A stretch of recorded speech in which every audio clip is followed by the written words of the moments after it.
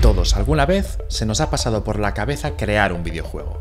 Hay más escuelas que empresas, porque hay como una burbuja un poco de que a todo el mundo ahora le encanta hacer videojuegos. El desarrollo de videojuegos es una de las facetas más interesantes para las personas que quieren aprender programación. Sin embargo, hacer videojuegos es uno de los proyectos más complejos en el mundo del desarrollo. Hoy hemos tenido la oportunidad de hablar con Guinchu, quien nos ha brindado una idea más detallada de lo que es crear videojuegos. Echar un juego en Steam es como tirar una gota de agua en el océano. ¿Cómo se van a fijar en tu gota de agua sabiendo que hay tantísimas? En su canal de YouTube, Guinchu ha compartido toda su trayectoria como programador, la cual empezó desde muy joven. Ahora, con más de 700.000 suscriptores, Guinchu ha destacado en el mundo del desarrollo de videojuegos mientras trabaja en su primer proyecto comercial, Flatworld. Todo esto y mucho más hoy en The Comic Show. Muy buenas, bienvenidos al capítulo de hoy de The Comic Show. Hoy tengo un invitado que me hace especial ilusión porque no solamente es un youtuber al que yo seguía desde hace bastantes años, desde antes de que yo empezara en YouTube, y creo que le seguía desde que él tenía menos de 100.000 suscriptores, y ya tiene bastantes más, sino que además da la casualidad de que estudiamos en la misma universidad. No solamente es uno de los desarrolladores de videojuegos con el canal de YouTube más exitoso de habla hispana, que creo que tiene ahora mismo bastantes más de 700.000 suscriptores, sino que además está desarrollando su propio videojuego que está en Steam, en Early Access creo que se llama. Seguro que ya lo habéis visto por el título, también la intro que os habéis visto ya en el podcast. Tenemos aquí, es un honor presentar a Guinchu. Hola, muy bienvenido. Buenas. Muchas gracias por invitarme. ¿Qué tal? ¿Cómo estás? Pues no sé, emocionado. Nah, tío, el que está emocionado soy yo, porque la verdad, como te he dicho, ¿no? Llevo viendo tus vídeos desde casi desde que empecé en YouTube, o creo que desde antes. Y de hecho, subí un vídeo hace mucho tiempo que era como de la universidad en 15 minutos. Sí. Y me hizo especial ilusión, que no sé si te acuerdas, pero tú me comentaste en ese vídeo. Hostia, pues ni me acuerdo. Me dijiste, mira, en la FIP se siguen haciendo las mismas asignaturas, no sé qué. Vale, me suena. Y yo dije, hostia, Guinchu, no sé cuánto. Yo tenía ahí ya pues quizá como 1000 subs solo, o sea, lo poquísimo. mismo, hemos llegado a coincidir. O sea, yo terminé en 2018. Yo terminé en el 16. O sea, que sí que hemos coincidido Sí. unos años. Sí, Qué pero fuerte. no tenía ni idea de que estabas en... O sea, quizá nos hemos visto en algún pasillo y Ya. todo. Y nada, o sea, como ya he dicho, ¿no? Guinchu, llevas pues un tiempo, ¿no? Dedicándote a desarrollar videojuegos y a compartirlo en YouTube, compartir pues todas tus experiencias desde hace bastante tiempo. Pero para los que no te conocen, ¿quién es Guinchu, no? Y qué es un poco... Que nos expliques pues qué haces y qué es lo que te llevó también a decir, oye, pues me voy a dedicar a desarrollar videojuegos y también a compartirlo en YouTube. Vale, a ver, básicamente soy vuestro desarrollador de videojuegos de confianza, o lo intento. No, básicamente tengo un canal de YouTube sobre desarrollo de videojuegos, entonces explico cómo se hacen los juegos por dentro, qué truquillos utilizan los desarrolladores para simular ciertos efectos y demás, y a la vez también enseño cómo progresa el videojuego en el que estoy desarrollando y escucho el feedback de la gente y demás. Yo antes quería ser pues muchísimas otras profesiones, desde astronauta hasta mil cosas, pero llegado a cierto punto le pregunté, con 10, 11 años, le pregunté a mi padre, oye, ¿los videojuegos cómo se hacen?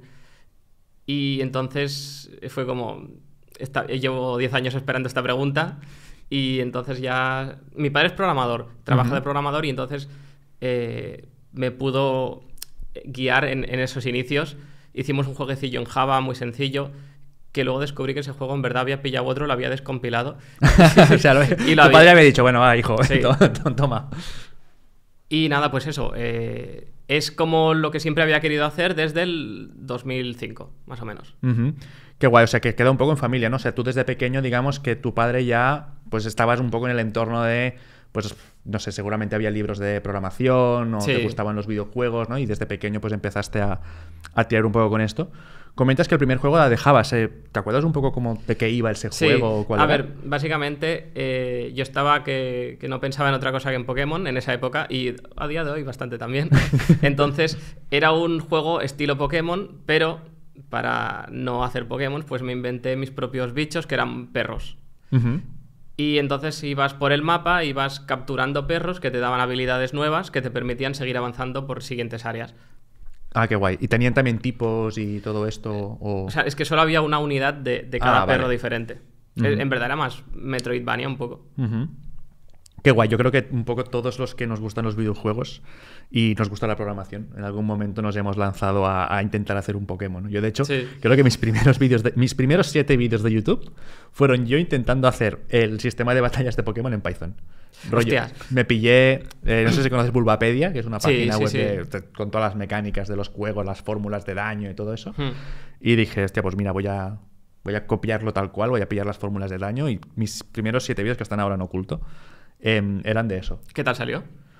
A ver, pues no llegué o sea, creo que llegué a hacer algo visual, o sea, llegué a usar Pygame para renderizar los sprites y todo eso, y calculaba bien el daño. Lo que no llegué a implementar, o sea, me quedé solamente en combates de 1 contra 1. O sea, no llegué a implementar ni cambios de Pokémon, ni, yo qué sé, ni habilidades, ni nada de eso. Pero está guay igualmente. Sí, como ejercicio, o sea, creo que cada vídeo duraba como 40 minutos, o sea, al final eran 7 horas de desarrollo, entre comillas. Y la verdad es que aprendí bastante, porque sobre todo en videojuegos, cuando quieres aprender programación orientada a objetos y todo esto, pues ayuda bastante, sobre todo Pokémon. Yo creo que Pokémon es el juego perfecto para aprender a programar orientado a objetos, porque tienes los Pokémon, los ataques, las habilidades, el escenario, que es como que todo casa muy bien, ¿no? Qué guay. Entonces, el primer videojuego que hiciste, digamos, fue este Pokémon con perros, ¿no? Podríamos decir. Era muy sencillito, ¿eh? Ya te digo que lo hice con 11 años quizá, y con la ayuda de mi padre, o sea, imagina lo que puede salir de ahí. Claro, y a partir de ahí empezaste, digamos, a interesarte por esto y cada vez a desarrollar... Sí, pues, es que, claro, de hecho, ni siquiera usamos ningún motor para hacerlo. O sea, usamos, no sé qué debíamos usar, no sé si OpenGL o qué, pero eso iba con Java. Entonces, a partir de ahí, descubrí GameMaker, que por entonces no era ni GameMaker Studio ni nada, era GameMaker a secas, iba con números, creo que era el 5, la versión que probé. Y es como que descubrí que había programas para hacer juegos que eran mucho más fáciles de usar que picar código. Y eso ya me abrió un mundo de posibilidades que no veas. Hice mis fangames de Pokémon ahí también, obviamente, y tengo unos cuantos. Y luego ya pues me metí hasta en un juego que estuve 8 años haciendo. Wow. Pero también ten en cuenta que lo hice a la vez que me sacaban lo que es la secundaria, el bachillerato y parte de la universidad. Claro, 8 años, digamos que ya se te largó desde... Pues... Claro, de los 13 a los 21. Entonces, sí, vale, son 8 años, pero porque lo tuve que compaginar con un montón de etapas de estudiante. Claro. ¿Cómo se te hacía el tema de compaginar, ¿no? Porque entiendo que pues es difícil, sobre todo si es algo que estás aprendiendo por tu cuenta, y seguramente hasta que no entraste en asignaturas o en instituciones, ¿no? Donde te enseñan ya cosas más tecnológicas de programación, que digas, mira, pues lo que he aprendido quizá lo puedo llegar a aprovechar. ¿Cómo llevabas el tema de compaginar estudios que quizá no tienen nada que ver con videojuegos ni con programación, con todo esto? Yo hasta hace no muchos años yo pensaba que desarrollar videojuegos era una profesión que si no vivías en Japón o algo así no la podías hacer.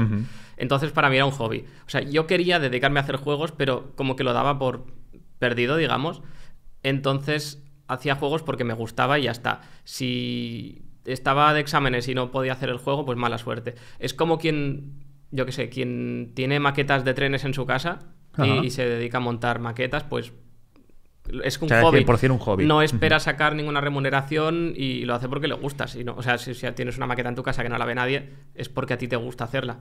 Y lo mismo con mis juegos. Entonces, ¿los juegos jugaba alguien? O sea, ¿los compartías con gente? Los publicaba en lo que era la comunidad de GameMaker hispana de la época, en 2007, 2008, por ahí. Y bueno, pues lo justo, porque había juegos mucho mejores. Entonces el mío tenía su momento de gloria un par de días, y el post luego iba quedando. Era un foro, pues llegaban juegos nuevos y el mío iba quedando abajo. Y ya no lo revivía nadie. Y has comentado, ¿no?, que estuviste 8 años haciendo un juego. Demasiado, sí. ¿Este juego, o sea, qué juego era? ¿Era porque era complejo de hacer? Es un RPG que tiene 35 horas y un montón de movidas. O sea, tiene su contenido. No es que haya estado 8 años haciendo un Tetris. Pero se podría haber hecho en menos. Pero sí que, por ejemplo, con ese juego aprendí toda la programación. O sea, sabía programar de antes, pero súper poco, así que yo qué sé, los bucles y todo eso lo aprendí con ese juego. O sea, era como tu herramienta para practicar, ¿no? Sí. Y fíjate cómo ha evolucionado todo, que ahora, después de todos estos pequeños juegos que has ido haciendo, ¿no?, ahora estás desarrollando tu propio videojuego, ¿no? A nivel comercial. A nivel comercial, ¿no? Con no sé cuántos jugadores ha tenido ya, pero bastante gente se ha bajado el Sí, casi 6.000 me parece. juego de Steam, que es Flatwall. Sí.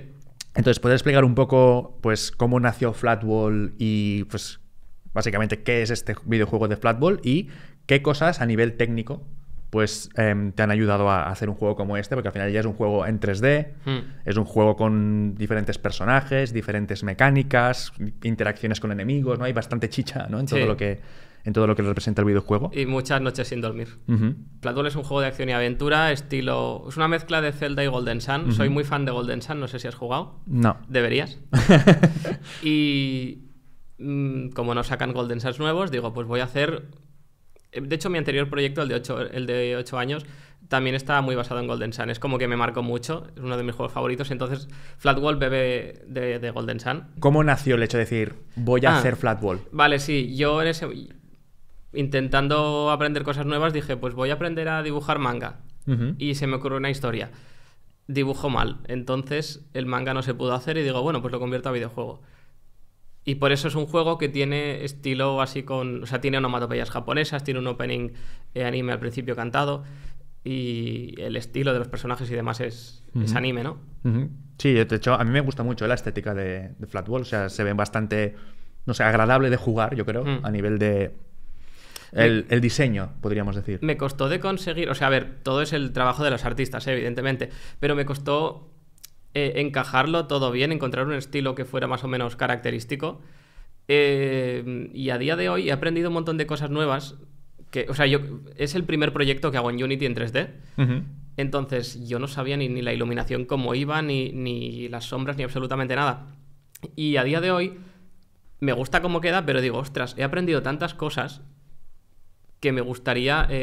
o sea, claro, si ahora las implemento, como el juego está en Early Access y voy haciendo partes de la historia, si ahora la última ciudad del juego tiene un montón de shaders y yo qué sé, un montón de movidas, y la primera ciudad del juego no las tenía, la gente va a decir ¿qué ha pasado? Es como que has aprendido sobre la marcha, y sí, he aprendido sobre la marcha. Claro, esto yo creo que pasa bastante, ¿no? Cuando hacemos, no solo en videojuegos, también cuando haces, yo qué sé, software comercial. Sí. Yo creo que también ocurre de que quizás si al principio no tienes... no lo sé, estás con una tecnología que no controlas al 100% o lo que sea y empiezas a hacer tu producto, una app, una web o lo que sea, y luego vas aprendiendo cosas sobre la marcha, a veces te dan ganas como de tirar para atrás y decir, oye, lo voy a reescribir todo de cero. O sea, ahora que sé lo que quiero y sé cómo hacerlo, ¿no? Lo hice una vez. O sea, Flatwall antes era... Ahora es en 3D. Antes era con sprites. El juego era 3D, pero los personajes eran sprites. ¿Por qué? Pues porque yo no sabía... hacer animaciones de personajes que tuvieran su esqueleto, que se moviera la malla, yo que sé, al caminar, tal. Yo no sabía hacer eso, entonces sé usar Photoshop para hacer pixel art a mi manera, pues hago que cambien los frames del sprite. Luego me di cuenta de que a lo mejor quedaba mejor si estaba todo en 3D. Pero claro, es que de verdad que, no sé, lo aprendo todo sobre la marcha, incluso para hacer los vídeos, bueno, luego hablaremos de eso, pero... Cuando el último vídeo que hice, que era de cómo hacer pelos en videojuegos, yo no sabía hacer pelos en videojuegos. Y lo aprendiste para el vídeo, estuve ¿no? como una semana o dos investigando un montón hasta que entendí bien cómo iba y ahí lo pude explicar. O sea que al final, todo el rato aprendiendo cosas nuevas. Sí, no creo que al final es como el hándicap de nuestra profesión, ¿no? Que tenemos que estar todo el rato experimentando y aprendiendo cosas nuevas. Entonces, Flatwall me parece muy interesante porque es como es un videojuego ambicioso. O sea, es un videojuego demasiado, sí, se me ha ido. Porque al final, como desarrollador, o sea, sé que creo que te ayuda gente, ¿no? Artistas y músicos que te están ayudando. Y menos mal. Claro, pero como desarrollador estás tú. Entonces, seguro que es un reto, ¿no? Es decir, no es un Pong, no es un videojuego pequeño que tenga una mecánica y listo, ¿no? Que dedicas todo el tiempo a implementar la mecánica y ya está. Sino que tiene varios personajes, cada personaje tiene sus poderes, si no recuerdo mal. Sí. Cada nivel o cada pelea, ¿no? Tiene sus mecánicas o sus puzzles. Entonces, ¿cuál ha sido el mayor reto que has tenido a la hora de... Claro, dedicar todo este tiempo a desarrollar un videojuego como Flatwall, que al final pues podría ser perfectamente un videojuego pues con comercial, ¿no? Con cara y ojos, que se venden en stores, que la gente paga su dinero por él. ¿Cuál ha sido tu mayor reto al hacer un videojuego de estas características? O sea, muchas cosas, pero por ejemplo gestionar el trabajo... Yo siempre había hecho todos los proyectos solo, la música, los gráficos y todo lo hacía yo antes, pero evidentemente uno tiene sus limitaciones y no puedes saber de todo. Y digo, a ver, pues me centro en la programación y delego el trabajo a los demás. Y trabajar con personas que ellos no saben lo que tú piensas, no te pueden leer la mente. Entonces, uno de los problemas quizá también es aprender a comunicar cómo quieres el juego, porque el artista no es un mago que sabe lo que quieres. Eso es uno de los problemas. De todas formas, aclaro que el juego lo hago porque lo empecé porque me apetecía hacerlo. En ese momento todavía ni siquiera quería dedicarme a hacer juegos. Entonces quise hacer el juego que quería hacer, que me apetecía. En un futuro haré juegos que sean viables económicamente y a nivel de tiempo y demás. En este caso es porque me apetecía, lo quiero terminar porque es el juego que me hace ilusión hacer y ya está. Otras cosas difíciles del desarrollo: manejarme con el 3D, que era la primera vez que lo hacía, y manejarme con Unity también, que es el primer proyecto que he hecho en Unity. Antes usaba GameMaker. Porque las animaciones en 3D y todo esto, entiendo que el artista te hacía el modelado. ¿Te hacía también las animaciones o las animaciones las...? Al principio sí. La animadora que hacía los personajes los rigueaba, tenía su esqueleto y todo, y ella misma hacía la animación de correr, de estar quieto, de lo que sea. Y tú básicamente cogías eso, lo metías en Unity. Y para la gente que quizá no está tan metida en el mundo del desarrollo de videojuegos, ¿no? Y estamos hablando aquí de Unity y todo esto, y quizá no acaban de ubicarse, pero son programas, ¿no?, que te ayudan a... pues te dan un entorno, un motor gráfico para tú poder construir videojuegos. Cuando tú importas un personaje, por ejemplo, a Unity, dices tal, pues tengo la animación de correr, la animación de saltar, la animación de atacar, ¿no? Tienes como las diferentes cosas. ¿Cómo funciona a la hora de... Vale, vamos a hacer que el personaje, pues yo moviendo el joystick o pulsando una tecla, el personaje se mueva y si, yo qué sé, si le doy a otro botón, pues salte, por ejemplo, ¿no? Vale, a ver, voy a explicarte un poco Unity. Bueno, tú has trabajado con Unity. Yo he trabajado con Unity hace muchos años. De hecho, en la uni. La última vez que trabajé con Unity fue en la asignatura de videojuegos. Sí. Vale. Desde entonces no he tocado nada más. O sea, quizá ha cambiado todo, ¿eh? No sé por qué versión van ya. Bueno, ahora va por años. O sea, 2023 sería. Bueno, pues yo me quedé en la 2010 y 2015. Me quedé yo. Ahí creo que no iba por años todavía, creo que era la 5. Puede ser. La 5 me suena. Unity 5 o algo Puede así. ser, sí. Al proyecto le metes... o sea, incluyes en el proyecto el modelo 3D del personaje, que lo habrás hecho, por ejemplo, en Blender, que es una herramienta para modelar en 3D. Ese modelo 3D, para que lo puedas animar, tiene que tener un esqueleto. Y los vértices de ese modelo tienen que estar pensados para que se muevan según cada hueso del esqueleto. Haces como los huesos, ¿no? Por ejemplo, sabes que la mano va a depender un poco del hueso que haya por aquí. Entonces tienes que decirle o sea, en qué grado depende la mano del hueso que tenga ahí. Porque puede depender mucho o no tanto. Vale, y eso lo que consigue al final es que tú puedes animar el esqueleto, no puedes mover, yo qué sé, una bolita que tienes aquí, y eso mueve la mano entera, ¿no? Y así es como se anima al final. Sí. Vale. Entonces, en todo caso, tienes el modelo 3D con el esqueleto. Luego tienes las diferentes animaciones, que no dejan de ser listas de posiciones, rotaciones y escalas a lo largo del tiempo. De cada uno de los huesos. Luego que tienes las texturas del personaje. Y a partir de ahí lo que tienes son los objetos del juego. Entonces un objeto en Unity contendría diferentes cosas. Están hechos de manera modular, es muy práctico. Y de hecho me encanta Unity, la verdad. Ojalá haberlo descubierto antes. Los objetos tienen, por ejemplo, un componente que es el que renderiza el modelo 3D. Otro quizás se encarga de las animaciones. Y luego tú puedes crear componentes personalizados en forma de scripts, que sería, por ejemplo, el que tú utilices para que con el mando se controle el personaje y demás. Vale, y entonces ahí entramos un poco a enlazar, ¿no? Porque yo es una de las dudas que también tenía hace muchos años, cuando hablábamos de cómo hacer videojuegos y tal, que era porque yo hace muchos años, que te lo diga Adri que está por aquí, yo me dedicaba más al diseño. O sea, yo antes de meterme en la carrera de informática, yo era más de modelos 3D y Photoshop, o sea, de programa. A mí me metías código, yo no entendía nada. O sea, no te sabía hacer un bucle. Y yo era de la parte más, digamos, de pues diseñar modelos 3D de coches. Yo me acuerdo que me metí en informática porque estaba jugando al GTA San Andreas y veía que la gente hacía mods del juego. Y cogía, yo qué sé, un coche 3D del Need for Speed y lo metía en el San Andreas y empecé así, ¿no? Y claro, para mí era un follón, o no entendía cómo se enlazaba, ¿no? Todo el tema de el modelo 3D con el tema de comportamientos, código. No eran como dos mundos totalmente diferentes. Entonces, tú has dicho que Unity tiene la parte de componentes esta de, digamos, componentes de animación, componentes más materiales, ¿no? Quizá más renderizables. Que al final es código por dentro, pero lo tienen encapsulado para que no lo veas. O sea, al final el motor no deja de ser una colección de herramientas que ponen a tu disposición para que te sea más fácil hacer un juego y que no tengas que programarlo todo de base. Claro. Pero luego también tienes parte de código, que es cuando quieres hacer comportamientos tipo, pues yo qué sé, que si el usuario pulsa un botón, pues el personaje salte, ¿no? Claro. Y eso también, en Unity, por ejemplo, el tema de código, ¿qué lenguajes utiliza? Porque creo que utiliza C#. Sí. Vale. Que es como, creo que tiene clases y orientación a objetos. Sí, y cosas claro, de estas, claro. ¿no? De hecho, cada componente que sería una clase. Vale. Entonces, si alguien quisiera hacer videojuegos, el tema de programación orientada a objetos está un poco a la orden del día, ¿no? Es que es indispensable. O sea, de hecho, desde la clase del controlador del personaje, que se encarga del movimiento y de todo, desde ahí tienes que llamar a las clases del animador, el renderizador de la malla 3D y todas las demás clases que... O sea, tienes que usar orientación a objetos porque estás como comunicando objetos unos con otros.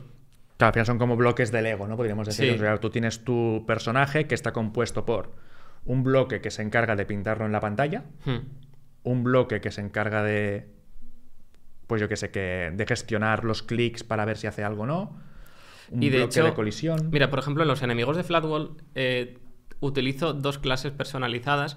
Una es una clase estándar que es común a todos los enemigos, que contiene la vida, el ataque, la defensa y ese tipo de cosas, y maneja que cuando choques contra él te hagas daño y ese tipo de cosas.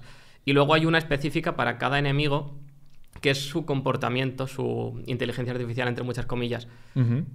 Y puedes dividir las tareas en muchísimas clases, de forma que en vez de hacer una única clase para cada personaje, por ejemplo, específica a él, si sabes que muchos personajes van a tener un comportamiento parecido, como en el caso de la clase que es común a todos los enemigos, le metes esa clase a todos. Y luego si cada uno tiene algo específico, pues se lo añades aparte. O sea, puedes reutilizar el código bastante bien, ¿no? O sea, tengo hasta una clase que se llama destruirse al cabo de X segundos. Todos los objetos que se destruyen al cabo de X segundos les pongo esa clase y luego además les puedes poner parámetros.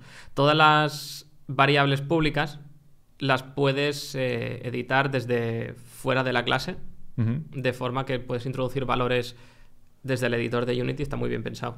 O sea, está bastante bien. De hecho, yo cuando utilicé Unity, a mí una de las cosas que me gustaba era eso, ¿no? Que tú podías de forma visual modificar los atributos de del código que tú le ponías, ¿no? Sí. O sea, tenías sliders, tenías checkboxes o para poner un número. Claro, en vez de escribir la variable directamente dentro del código, deja que sea desde el editor que se edite, porque lo mismo, si trabajáis en equipo, tú eres el programador, te encargas de hacer el funcionamiento del personaje, pero luego quizá el game designer, que es una figura que quizá no tiene por qué saber programar, pero sí que entiende de cómo hacer el juego divertido, pues él puede, si le dejas todos los parámetros públicos, como la velocidad y ese tipo de cosas, él los puede ir ajustando para hacer el juego divertido, que no sea muy difícil, etcétera. O sea, la figura del game designer sería esa persona que, digamos, coge el funcionamiento del juego, ¿no? Coge las mecánicas y entonces las ajusta o va probando para ver, mira, pues este enemigo en verdad, yo qué sé, es demasiado difícil para el nivel en el que estamos. Claro.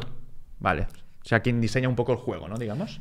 Bueno, un poco entero, o sea, hasta donde sé, porque tampoco he trabajado en empresas de videojuegos, el game designer es quien decide cómo va a ser el juego, entonces los programadores llevan a cabo sus deseos, digamos, y luego él ajusta los pequeños parámetros, les da feedback y demás.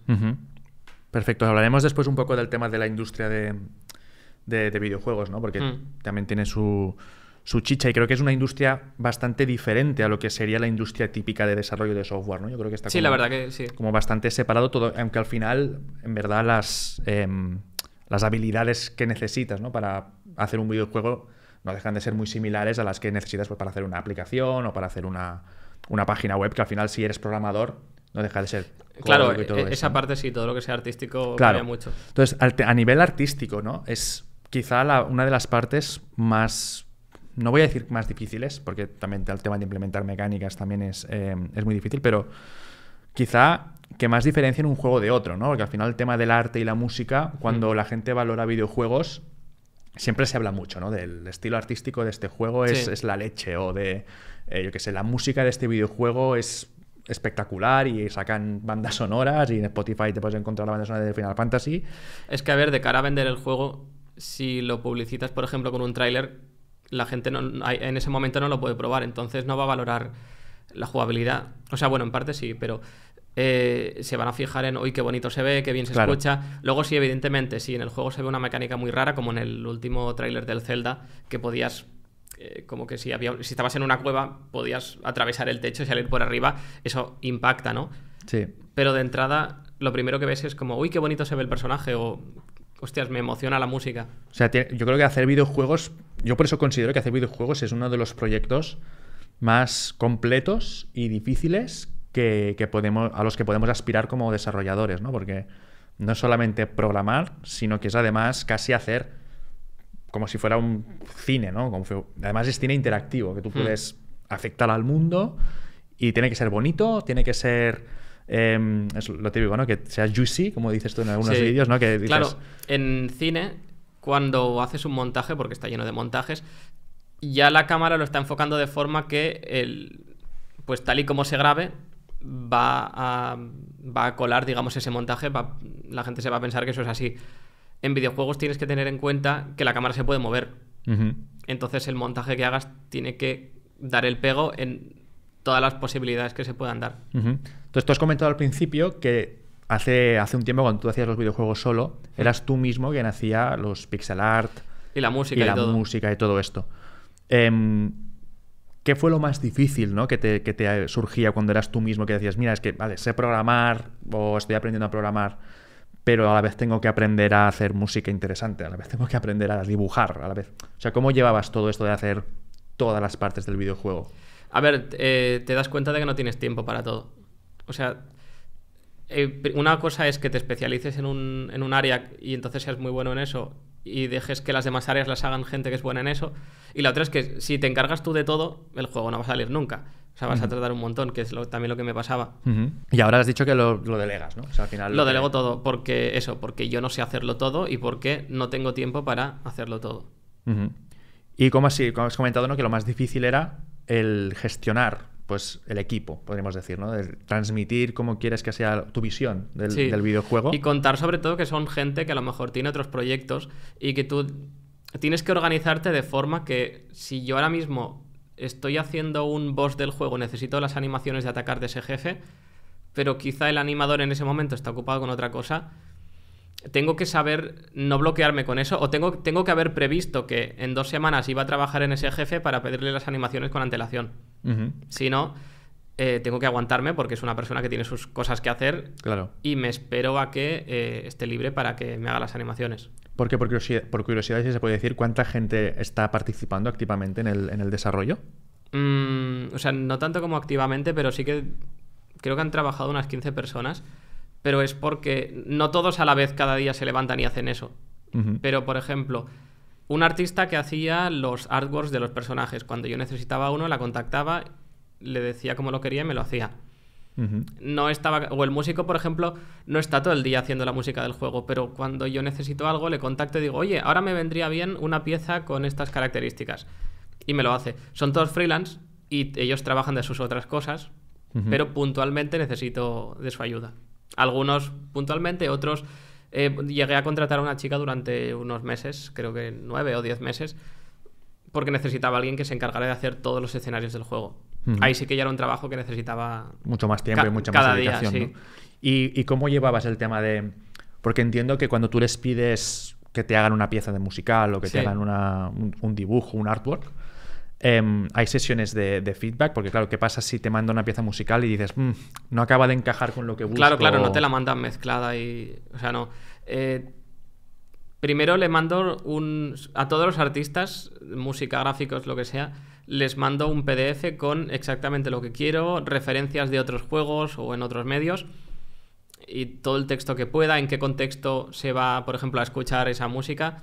Y luego ellos me mandan versiones como un boceto de la música. Vale.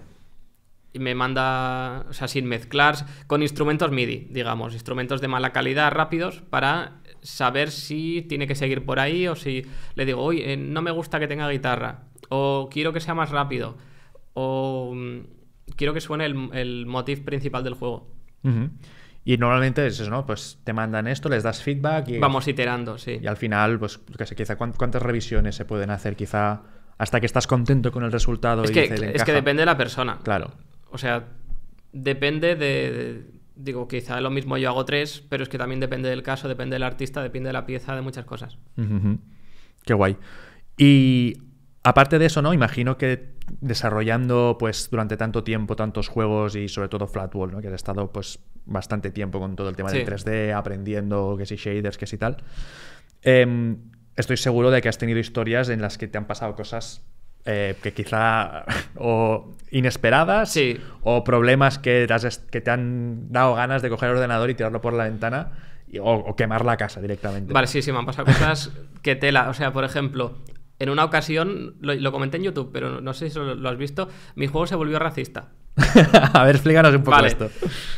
Básicamente hice una demo, la llevé a un evento y la gente lo probó. O sea, claro, llevé mi ordenador al evento y la gente lo probó y pues pudieron jugar bien y no, o sea, algún bug habría, pero pudieron jugar bien y no pasó nada. Al cabo de unos días, después de terminar el evento, digo, uy, pues voy a publicar esa demo en internet para que la gente que no ha ido al evento también la pruebe. Pues me empiezan a llegar mensajes que me dicen, Guinchu, eres un cutre, el juego no es... Cuando lo abres, el personaje sale como en el vacío, no está en ninguna pantalla, no se puede jugar. Y digo, ¿cómo no puede ser? Si yo abro el juego y al abrirlo aparezco en la mazmorra y estoy jugando. Y la gente me manda screenshots de su personaje en el vacío. Ya confirmabas que realmente sí. algo malo había. Pero ahí, ¿no? claro, para ellos era como, eres un cutre porque no has probado tu propio juego antes de publicarlo. Y yo, que sí, que lo he probado un montón de veces, lo he llevado a un evento, lo han probado, yo qué sé, 500 personas. Y ¿cómo que no lo he probado? Y resulta... Hay un problema, le ocurrió también al remake de Pokémon Diamante y Perla eso. ¿Ah, sí? Sí, y pasa bastante. El juego, para posicionar, o sea, las cinemáticas del juego, digamos, las tengo en documentos de texto. Bueno, son CSVs, pero sí, son documentos de texto. Vale. En una cinemática, por ejemplo, una de las cosas que puedes hacer es poner a un personaje en una posición. Esa posición tiene decimales. En español los decimales se separan con coma. En inglés se separan con punto. Al leer un archivo de texto, según el idioma de tu ordenador, estaba cambiando los puntos por las comas. O sea, una posición que podía ser 5,001, pues quizá para otro era 5001. Qué fuerte, y claro, se va a tomar por culo. Claro, no es lo mismo la posición 5 que la posición 5000. Y por eso había gente que el personaje lo tenía fuera. ¿Qué tuve que hacer? Ahí aprendí que había formas de decirle al juego que adopte, por ejemplo, la cultura... Es que se llama Culture Awareness, como que sea consciente de la cultura. Le dije que adoptara la estadounidense y que separara por puntos y ya está. O sea, ahora mismo el juego, todos los ficheros siempre están con puntos. Sí. O sea, aunque juegues en un ordenador que está en español, digamos... Sí, siempre va con puntos. Lo va a hacer como si fueran puntos. Como dato curioso, cuando arreglé el tema de que mi juego era racista porque había países en los que no iba bien... Solo pasaba en países con... si estaba en España en comas y eso funcionaba, en países de habla inglesa. O americana. Es que yo lo tenía en inglés. Vale. Entonces funcionaba... todo el mundo que tuviera el ordenador en español no le iba. Qué fuerte. Creo que era eso, o al revés. Bueno, no sé, no me acuerdo, pero uno de los dos no iba. Y al final lo arreglé, pero por alguna razón a los franceses no les iba. Wow. Y tuve que hacer como una condición especial solo para los franceses. ¿Será quizá porque los franceses tienen...? Separan por espacios los miles. ¿Ah, sí? Sí. Pero no sé si en informática también. En todo caso, tuve que hacer un apaño y ya funcionó. Pero los franceses separan los miles con espacios. Qué fuerte. O sea, no sabía eso. En el colegio yo estudié en el liceo francés. Entonces separábamos los miles con espacios. Yo me imaginaba algo tipo, yo que sé, la típica coma que pones arriba en vez de abajo, ¿sabes? Cuando... Bueno, que es que claro, cada país lo hace a su manera. Claro. Y es un lío. Estandarizarse, porfa. Y le pasó en el Pokémon también, o sea, sí. Algo similar. El Pokémon Diamante y Perla, el remake que sacaron para Switch, está hecho en Unity, el mismo motor con el que trabajo yo. Y el juego tiene una calculadora integrada. Es como que en el juego tienes un gadget que es un relojito y tiene una calculadora. y puedes hacer operaciones. Las operaciones con decimales... te las hace mal. Te las hace mal directamente. Porque funciona igual. Claro, entiendo que intenta interpretar un texto como que lo que escribas en la calculadora es un string, un texto con su coma y lo hace mal, sí. Qué fuerte, qué fuerte. Y todo esto, ¿no? Pues cambiando un poco de tema en cuanto a tu experiencia, ¿no? Pues desarrollo de videojuegos y tal. Como hemos comentado al principio, estudiamos en la misma universidad. Sí. Entonces, la decisión de estudiar ingeniería informática fue porque, digamos, los videojuegos te llevaron a estudiar ingeniería informática, o básicamente, ¿por qué razón te lanzaste a estudiar ingeniería informática? ¿Era porque querías hacer juegos y querías aprender a hacer juegos allí? O... No, yo estudié ingeniería industrial en primer lugar. Ajá. Y me gustó, había muchas matemáticas y física, estaba guay, pero era demasiado teórico y además era muy complicado. La verdad que no hacía otra cosa que estudiar. Y al final me fui y digo, pues voy a estudiar. Acabé bastante harto de estudiar y digo, voy a hacer una carrera que no me sea muy difícil, porque mis padres quieren que estudie. Entonces digo, me meto en informática porque ya sé programar. Y esa fue la decisión. ¿Y qué te pareció? O sea, porque tú ya vas programando desde casi los 10, 11 años. Sí, pero tampoco es que... O sea, que lleves mucho tiempo haciendo algo no significa que seas súper bueno en eso. Simplemente que, bueno, le has dedicado tiempo, pero si no has aprendido bien... O sea, sabía programar, pero había muchas cosas que no manejaba bien. Claro. ¿Y qué te pareció la carrera? ¿Te pareció interesante, no? Porque mucha gente dice en plan, es que lo que aprendes lo puedes aprender en otros sitios, o si ya sabes, desde luego. Si ya sabes programar, quizá no sale a cuenta o no merece la pena. ¿Cuál fue tu experiencia sabiendo programar, hacer la universidad? Un poco regulera. O sea, al saber programar sí que, por ejemplo, el primer año me fue más fácil porque tenía una asignatura menos, digamos. O sea, sí, o sea, tenía que hacer la asignatura de programación, pero no tenía que dedicarle muchísimo esfuerzo, a diferencia de otros compañeros. Entonces iba más ligero ese año. Encuentro que es demasiado teórica, quizá.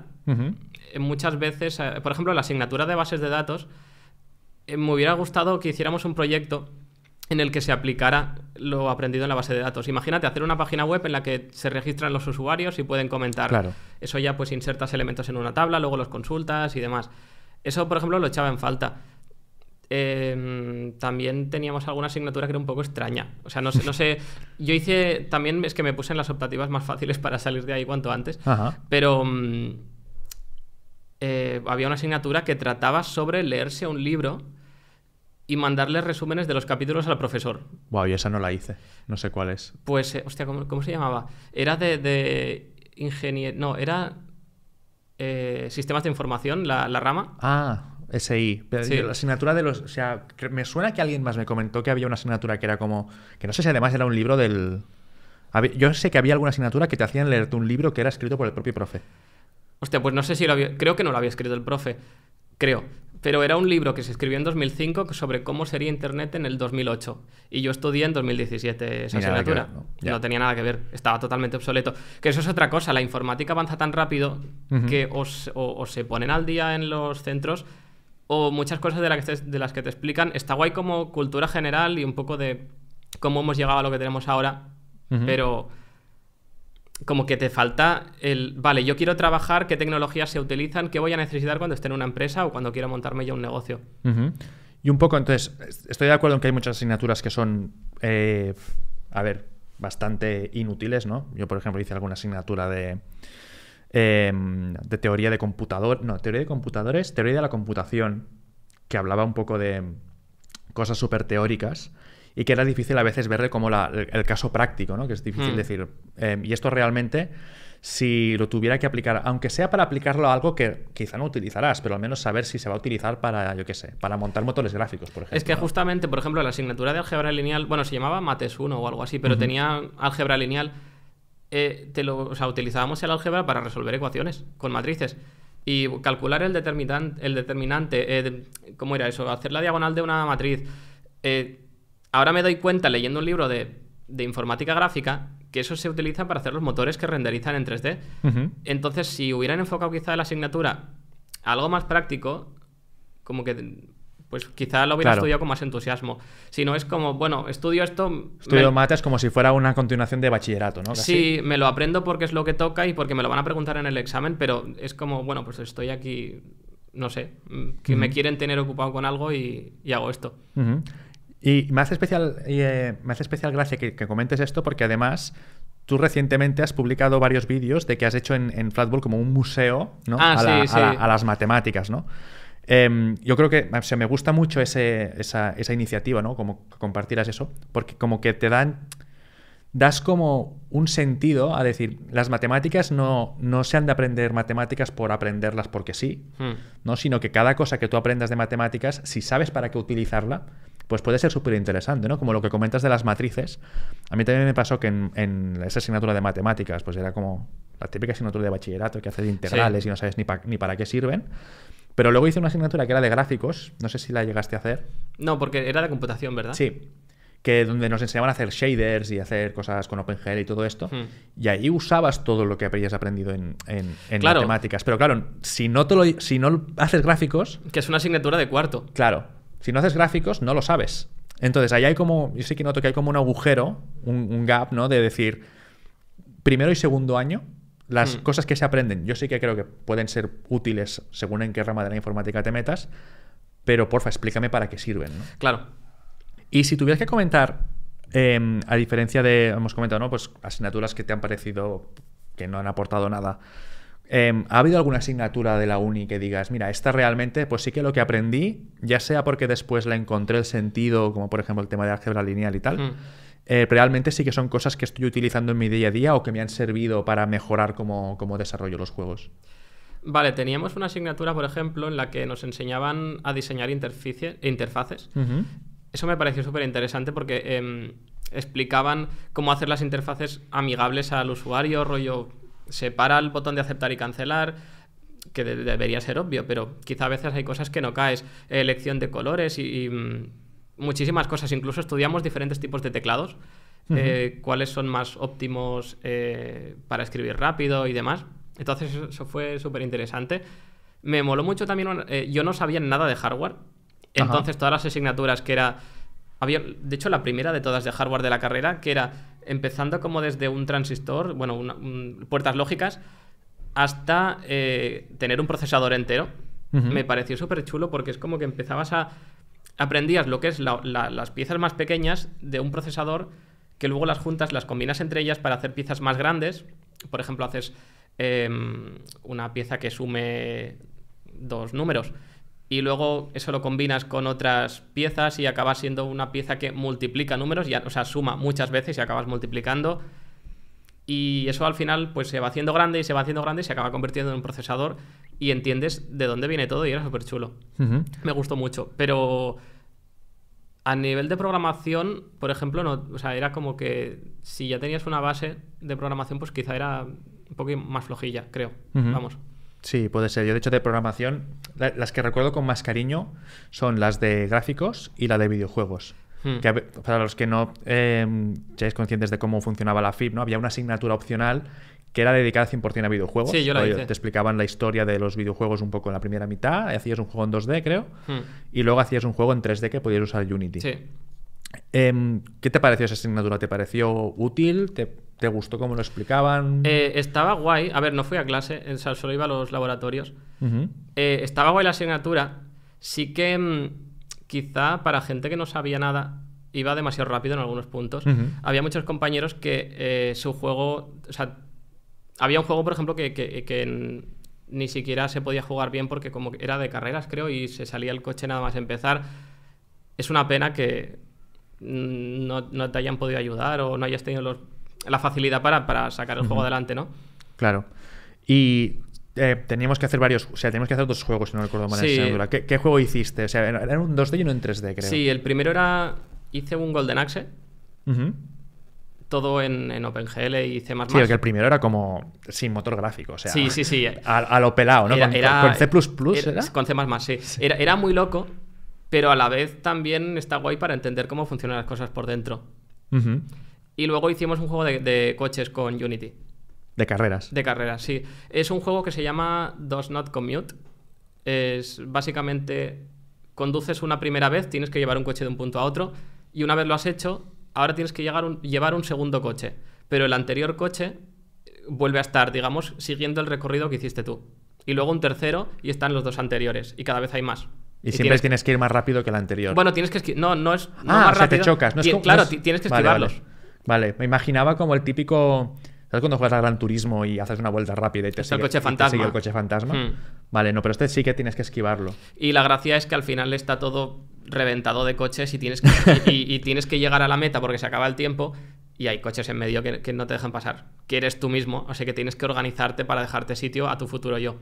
Qué guay. ¿Y las prácticas que hiciste ahí en Unity te han servido o te sirvieron para luego poder coger Unity y decir, mira, pues ahora se me hace más sencillo? O sea, ¿aprendiste algo interesante cuando hacías estos juegos? No aprendí o sea, lo siento, me sabe mal. No aprendí demasiado, pero porque yo ya me había esforzado en casa. Hombre, siempre aprendes algo haciendo proyectos. Pero yo ya me había esforzado en casa, digamos, para tener la base. Que de hecho es una cosa que recomiendo a la gente que quiera meterse en una carrera de informática y demás, que experimenten por su cuenta antes de empezar, porque les puede facilitar mucho la vida. Si ya sabes programar antes de empezar la carrera, ostras, eso que tienes ganado te quitas ya la asignatura de programación y puedes ir mucho más descansado para, yo que sé, las de matemáticas, de electrónica y lo que sea. Sí, de hecho, yo me acuerdo cuando hice esa asignatura, el juego en 3D que hicimos, teníamos que hacer un proyecto como de un juego de un helicóptero, un chopper que iba disparando a una isla y no sé qué. Pero nos dejaron como libertad para si queríamos hacer otro juego, pues pudiéramos hacer cualquiera, ¿no? Y escogimos, escogimos Portal. Dijimos, vamos a copiar Portal. ¡Ostras! O sea, nos metimos en un fregado que no veas. ¿Funcionaba? Funcionaba todo el tema de la mecánica del movimiento, ¿no? De atravesar un portal y salir disparado por el otro lado, o sea, mantener la velocidad y tal. Lo que no funcionaba, o sea, lo que no supimos cómo hacer de ningún tipo fue el tema de ver a través de los portales. Y creo que tú hiciste un vídeo sí, yo sé cómo funciona. Específicamente en Unity, porque claro, yo después de estar ahí como 3 meses intentando hacer que se viera a través de los portales, me di por vencido. Intenté de todo, rollo, tener una cámara que renderizada sí, es que va con cámaras. Pero entonces meterlo como textura encima y bueno, era un follón. O sea, a mí la perspectiva no me cogía bien. Pero luego vi tu vídeo y dije, claro, coño. O sea, podría haberlo hecho así. Sí, básicamente funcionan como los espejos. Está el tema de que el ángulo con el que tú estás mirando al portal es el ángulo con el que la cámara del otro portal debería estar mirando el mundo que sale a través. Claro, o sea, tienes como un personaje virtual detrás, ¿no? Sí. O sea, claro, hay una cámara en el segundo. Tú estás mirando el primer portal. Pues hay una cámara en el segundo portal imitando tus movimientos locales respecto del primer portal. Sí, sí. O sea, me pareció... cuando vi tu vídeo dije, joder, si lo hubiera visto cuando estaba haciendo la asignatura... Sí, pero es complicado de narices. Pero tela. Y o sea, implementamos eso de que no, atravesar portales y las torretas. Ya me lo pasé pipa implementando las torretas, ¿no? Porque eso... O sea, era divertido. ¿Que las podías levantar y caían por físicas? Sí, tú cogías, o sea, pulsando la hicimos que había como un punto delante del personaje que era como un punto de gravedad, ¿no? Como de fuerza. Y cuando tú agarrabas un objeto... había una fuerza siempre que intentaba mantener el objeto en ese punto. Vale. Entonces tú podías coger la torreta y siempre estaba como... No como cuando coges cosas en el Half-Life o en el Portal que parece como que estén flotando delante tuyo y que si chocan con algo como que los dejas hacia atrás y todo esto. Y conseguimos replicar bastante bien eso, pero claro, a partir de ahí todo el tema de que se viera a través del portal, intentamos jugar con shaders y con cosas de estas, pero no nos dio la vida. Necesitas shaders para hacerlo. Sí, y no sabíamos hacerlo. Porque si no, la cámara, o sea, claro, en cada uno de los portales se ve lo que ve la cámara del otro portal. Claro. Pero esa imagen que se mete en la textura del portal, al final se como que se estrecha, no sé cómo se dice, stretch. Como... Se estira, digamos, claro, para encajar encajar en la forma del portal. Y con la perspectiva y todo, pero entonces queda súper deformado y queda mal. Claro. O sea, no parece que sea una puerta, digamos. No.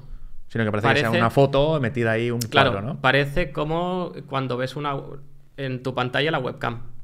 Claro, vale. O sea, es plano, lo ves. Es plano. Claro. Sí, tiene una... Claro, ahí es donde, por ejemplo, la asignatura de gráficos sí que puede ser interesante si alguien se está planteando meterse en la carrera de informática.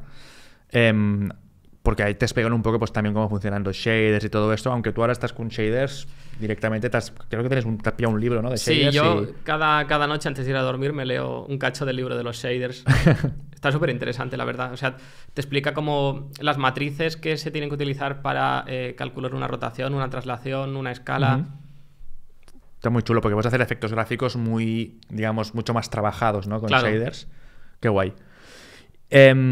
Entonces, todo esto con lo que respecta a la uni, claro, luego al final imagino que te graduaste y corrígeme si me equivoco, pero tú una vez te graduaste y terminaste la carrera, digamos que seguías considerando como el tema de hacer videojuegos como si fuera un hobby. Sí. O sea, aún no lo veías como algo a nivel profesional. O sea, yo empecé a trabajar el último año de carrera. Vale. Porque estaba haciendo las prácticas, que además me quitaban 2 asignaturas. Claro, eso compensa. Sí. Y además te pagaban, supongo. Sí.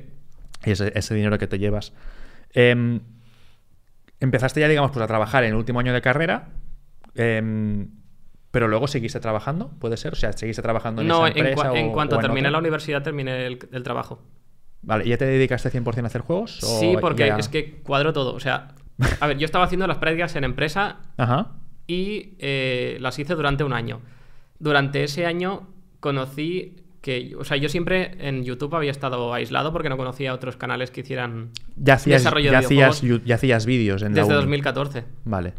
Entonces, yo por la época que empecé a trabajar, empecé a conocer a otros desarrolladores de videojuegos que tenían su canal, que se estaban haciendo su canal de YouTube que estaba empezando.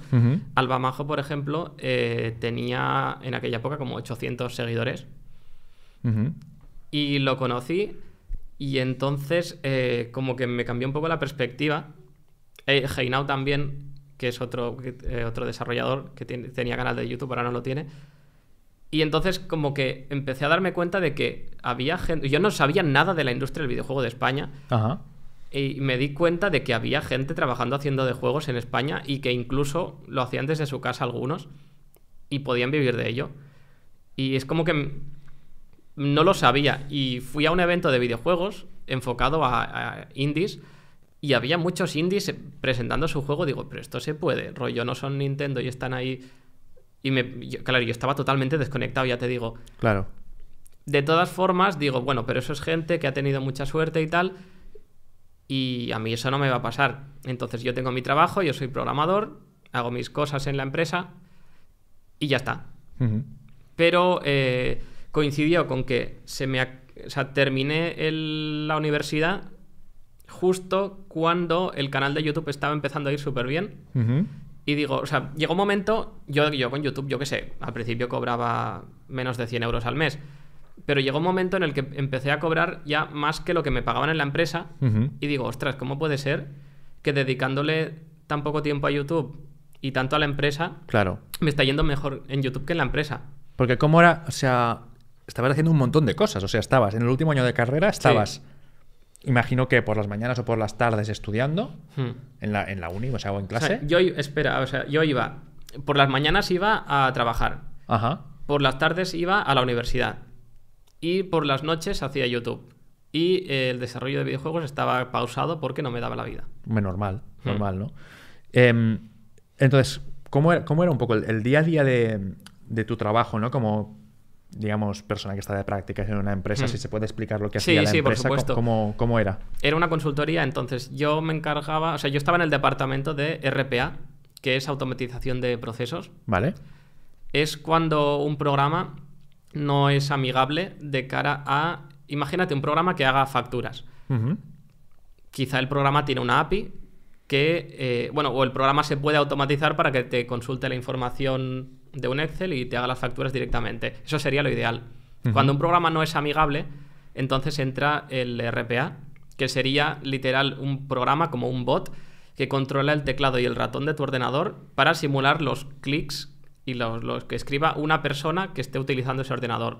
Entonces, por ejemplo, imagínate que hay una persona que su día a día tiene un Excel con un montón de facturas y las tiene que introducir en un programa que es para gestionar la contabilidad o lo que sea. Pues cada día ese señor lee el Excel y tiene que introducir casilla a casilla, escribirla en el programa. Eso es un poco pesado y es muy mecánico y se podría sustituir por una máquina. Entonces nosotros hacíamos eso, un robot que consulta ese Excel y va tecleando, copiando y pegando la información y haciendo clic en el formulario donde tenga que hacerlo. Lo dejas por la noche y al día siguiente ha hecho el trabajo de una persona sin tener que pagarle seguridad social. Qué fuerte. ¿Y era complicado hacer esto? Porque, o sea, ¿cómo se programa eso? O sea, ¿lo programas rollo con las coordenadas de la pantalla, rollo hazme clic aquí? O... Usando patrones, o sea, imágenes que utilizas como referencia. Por ejemplo, el botón... O sea, el programa que utilizas tiene como un flow de... que primero hay este menú, luego hay este otro menú. Vale. Cada uno de los menús quizá tiene alguna imagen que lo hace distinto, ¿no? Uh-huh. Entonces, por ejemplo, nuestro programa tenía... O sea, se le llama robot. Nuestro robot tiene un PNG del botón de aceptar. Entonces busca eso en pantalla y cuando llega pone el ratón encima y hace clic. Y luego espera hasta que encuentre el siguiente patrón, que puede ser el título del siguiente menú. Uh-huh. Y una vez ha encontrado el título del siguiente menú, busca otro patrón que pueda ser el siguiente botón que tiene que pulsar. Y todos son imágenes que las encuentra y hace clic. Uh-huh. Y entiendo que eso... a ver, por cómo lo cuentas, parece algo bastante tedioso de programar, ¿no? O sea, porque imagino que tienes que sacarte hay las librerías, hay programas y librerías que te hacen eso directamente. Yo me lo pasé súper bien en la empresa, los compañeros eran súper buena gente y de hecho los sigo viendo los fines de semana, quedamos para ir a tomar algo. Qué guay, qué guay. ¿Y siguen haciendo rollo RPAs y tal? Sí, hacen RPA, lo que pasa que en empresas diferentes, o sea, muchos se han ido, bueno, algunos siguen ahí, pero seguimos quedando todos. La cosa es que a mí me encantaba trabajar de eso. Digo, bueno, pues yo voy a la oficina, hago mis cosas y en mis ratos libres pues hago vídeos y ya está. Claro. ¿Qué pasó? Que empezaron a pasar cosas en la empresa que no me gustaron mucho. Dejé de programar por alguna razón. Empecé a limpiar pizarras y cosas del estilo. Empezaron a cambiar a la gente de sitio, supongo, de equipos y cosas de estas y... ¿no? Bueno, empezaron a contratar mucha gente y se volvió todo un poco caos. Ya. Entonces yo quería ir a la oficina y estar programando mis cosas y me encontraba que quizá tenía que perseguir a la gente con una lista para que se apunten... O sea, cosas del estilo. Sí, que había mucha desorganización, ¿no? Y no... Bueno, yo empecé trabajando, haciendo lo mismo que hacían todos, y cuando ya tenía experiencia, acabé haciendo de becario, que es como... Ya. Siempre fui becario, pero que empecé fuerte y acabé becario. O sea, notabas que ibas a menos, ¿no? Entre comillas, sí. ¿No? Que empezaste como, vale, pues voy a ir creciendo. Por las tareas que me daban. Claro. No porque desaprendiera. No, claro. Y entonces... como que ya no estaba tan a gusto con los compañeros y demás, genial, pero con el trabajo que hacíamos ahí, pues no tanto. Y tenías en paralelo lo de YouTube, ¿no? Y YouTube empezó a ir cada vez mejor y llegó un momento en el que tuve que tomar la decisión porque se acabó mi contrato de prácticas y me dijeron que me iban a hacer indefinido. Y entonces tenía que valorar si... porque indefinido tenía que ser a jornada completa, además. Claro. Y eso significa que tampoco podía dedicarle tiempo a YouTube. Ya. Pues al final digo, tengo que elegir. Y como me la jugué un poco, pero a la vez estaba cobrando más en YouTube que en la empresa, y dije, voy a probar porque lo peor que puede pasar es que tenga que buscar trabajo otra vez. Pues no pasa nada, tengo una carrera y puedo. Entonces acabé la universidad y las prácticas a la vez, en el momento en el que el trabajo estaba yendo regular, y digo, pues me meto a YouTube, y fue la mejor decisión que he tomado. Me da pena porque ahora trabajo solo y estaba súper bien con mis compañeros, y entonces ese aspecto lo he hecho en falta, pero estoy muy contento de poder trabajar de lo mío en casa con la flexibilidad que, por ejemplo, ahora puedo venir aquí sin tener que pedir un permiso, y si un día estoy malo o estoy cansado, pues no trabajo. Claro, y también un poco la sensación de que al final es tu proyecto, ¿no? Es como... Claro. Es tu canal, tú decides o tú controlas... Que yo me involucraba mucho en lo de la empresa y como que me lo tomaba muy a lo personal. Incluso cuando había un robot que ya estaba funcionando, me apetecía mejorarlo y quizá optimizar los tiempos, que tarde menos en hacer las cosas. Luego lo medía y digo, yo que sé, antes tardaba 5 minutos, ahora 4,5. Estaba ahí o sea, me lo tomaba muy en serio y me gustaba. Pero sí que es verdad que cuando haces tu propio proyecto, todavía te apasiona más. ¿Y qué fue lo más, cuando dices, ¿no? Que al principio fue como que te la jugaste, ¿no? En el sentido de que voy a dejar una oportunidad de tener un trabajo indefinido, que al final quieras o no es un trabajo estable, con un sueldo medio, ¿no? Que te permitiera vivir. Llevaba solo 5 meses cobrando un sueldo mínimo en YouTube. Bueno, y ni siquiera cobraba 800 euros en YouTube al mes. Llevaba 5 meses cobrando eso. Claro, y dijiste... Y que lo mismo al mes siguiente podía haber cobrado 400. O sea, nunca se sabe. ¿Y cuál fue digamos, lo más complicado, ¿no? Al momento de dejar el trabajo y terminar la uni y dedicarte 100% a YouTube? ¿Qué fue? ¿Hubo alguna cosa que dijeras se me ha hecho difícil o no es como esperaba? ¿Cuál fue lo más difícil, ¿no? De hacer esta transición? De decir, ya no trabajo para otro, ¿no? En cuenta ajena, sino que ahora trabajo 100% para mí. ¿Tuviste más lacras burocráticas? ¿Tuviste eso por supuesto. Freelance? Yo era autónomo a la vez que trabajaba en la empresa. Ajá. Porque al final si estás ingresando cierto dinero es como que hay que legalizarlo de alguna manera, ¿no? Pero sí que digo, ostras, ahora tengo la responsabilidad, tengo la presión de que tengo que esforzarme en que esto funcione, porque he dejado el trabajo. Claro. Está funcionando, pero lo mismo en un tiempo ya no. Entonces estuve durante una época aceptando cualquier cosa de trabajo. Lo mismo, claro, yo estaba con YouTube ya jornada completa, pero si lo mismo salía alguien que necesitaba algún proyecto de programación o lo que sea, también lo hacía. O sea, también no solamente te dedicabas, digamos, a hacer vídeos, sino que también dabas servicios de programación empecé a hacerlo, sí. A terceros. Cuando dejé el trabajo empecé a hacerlo. Porque digo, nunca se sabe si a lo mejor ahora con los vídeos no puedo vivir. Yo estoy muy bien en casa haciendo mis cosas. Sería una pena tener que volver a buscar trabajo. No sería una pena porque me lo pasaba bien. Y seguro que hubiera encontrado otros compañeros también. Pero, ostras, si puedo intentar que mi negocio siga adelante, pues mejor. Claro. Así que probé de todo. Y esto al final era, digamos, YouTube, ¿no? Como, digamos, monetización por vídeos y todo esto. Pero tú ahí en ese momento decías, yo es que en verdad lo que quiero hacer es... Que tú tienes esta doble faceta, ¿no? Por un lado, tu profesión, podríamos decir, es creación de contenido, hacer vídeos en YouTube y todo esto, pero también crear productos, ¿no? Como podrían ser videojuegos o que gente compra tu juego, ¿no? ¿Cómo? Es decir, ¿utilizabas YouTube como sustento para hacer videojuegos o cómo lo enfocabas, esta dicotomía? Vale, en primer lugar, que se me olvida decirlo, también dejé el trabajo porque digo, yo quiero, ahora que puedo vivir de YouTube, me gustaría intentar sacar mi videojuego adelante, que hasta ahora era por diversión, y ahora me gustaría sacarlo adelante. Si seguía trabajando, el juego no lo iba a poder sacar todo lo profesional que hubiera querido, quizá. Entonces, el hecho de poder hacer juegos también era como... Hasta que no me dedique 100% a YouTube y a hacer juegos, no voy a saber si realmente sirvo para hacer juegos, ¿no? Así que quería probar eso. Vivo principalmente de YouTube y todo lo que... O sea, incluso mi juego se conoce por YouTube. Entonces todo gira alrededor de YouTube. Que de hecho sería un poco tonto no utilizarlo. Y si tengo una audiencia, no voy a sacar el juego a escondidas. Claro. Pero...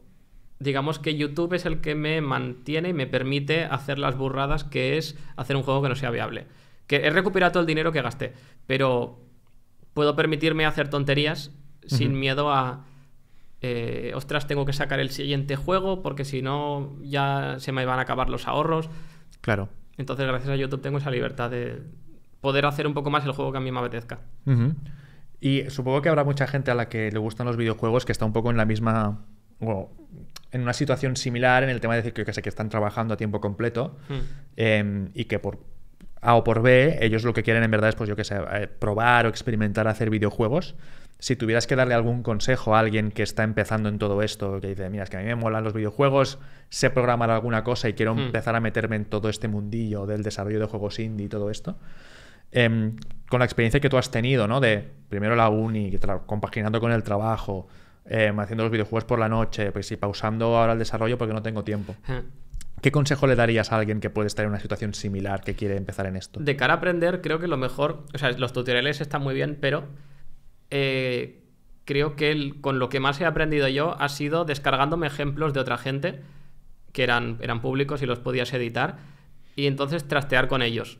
Intentar cambiar parámetros, personalizarlos o crear yo un juego en base a ese ejemplo, porque así aprendes cómo otra persona resuelve algunos problemas y a la vez también consigues experimentar por tu cuenta qué cosa, o sea, si te ves un tutorial quizá estás siguiendo paso a paso lo que hace, en cambio de esta manera improvisas, también tienes un poco más de confianza en ti mismo y también como que lo llevas más allá, me parece. O sea, probar cosas un poco por proyectos que ya existan, ¿no? Claro, y que no tengas miedo a romperlos, porque seguro que lo vas a romper. Yo, de hecho, me cargaba todos los ejemplos que me descargaba y los tenía que volver a descargar, pero que no pasa nada. O sea, lo peor que puede pasar es que eso, que lo tengas que volver a descargar. Que no tengas miedo a trastear con lo que sea. Cámbialo todo, desmonta el proyecto y aprende con ello. O sea, tampoco va a ser el proyecto de tu vida. Entonces, rómpelo todo lo que quieras.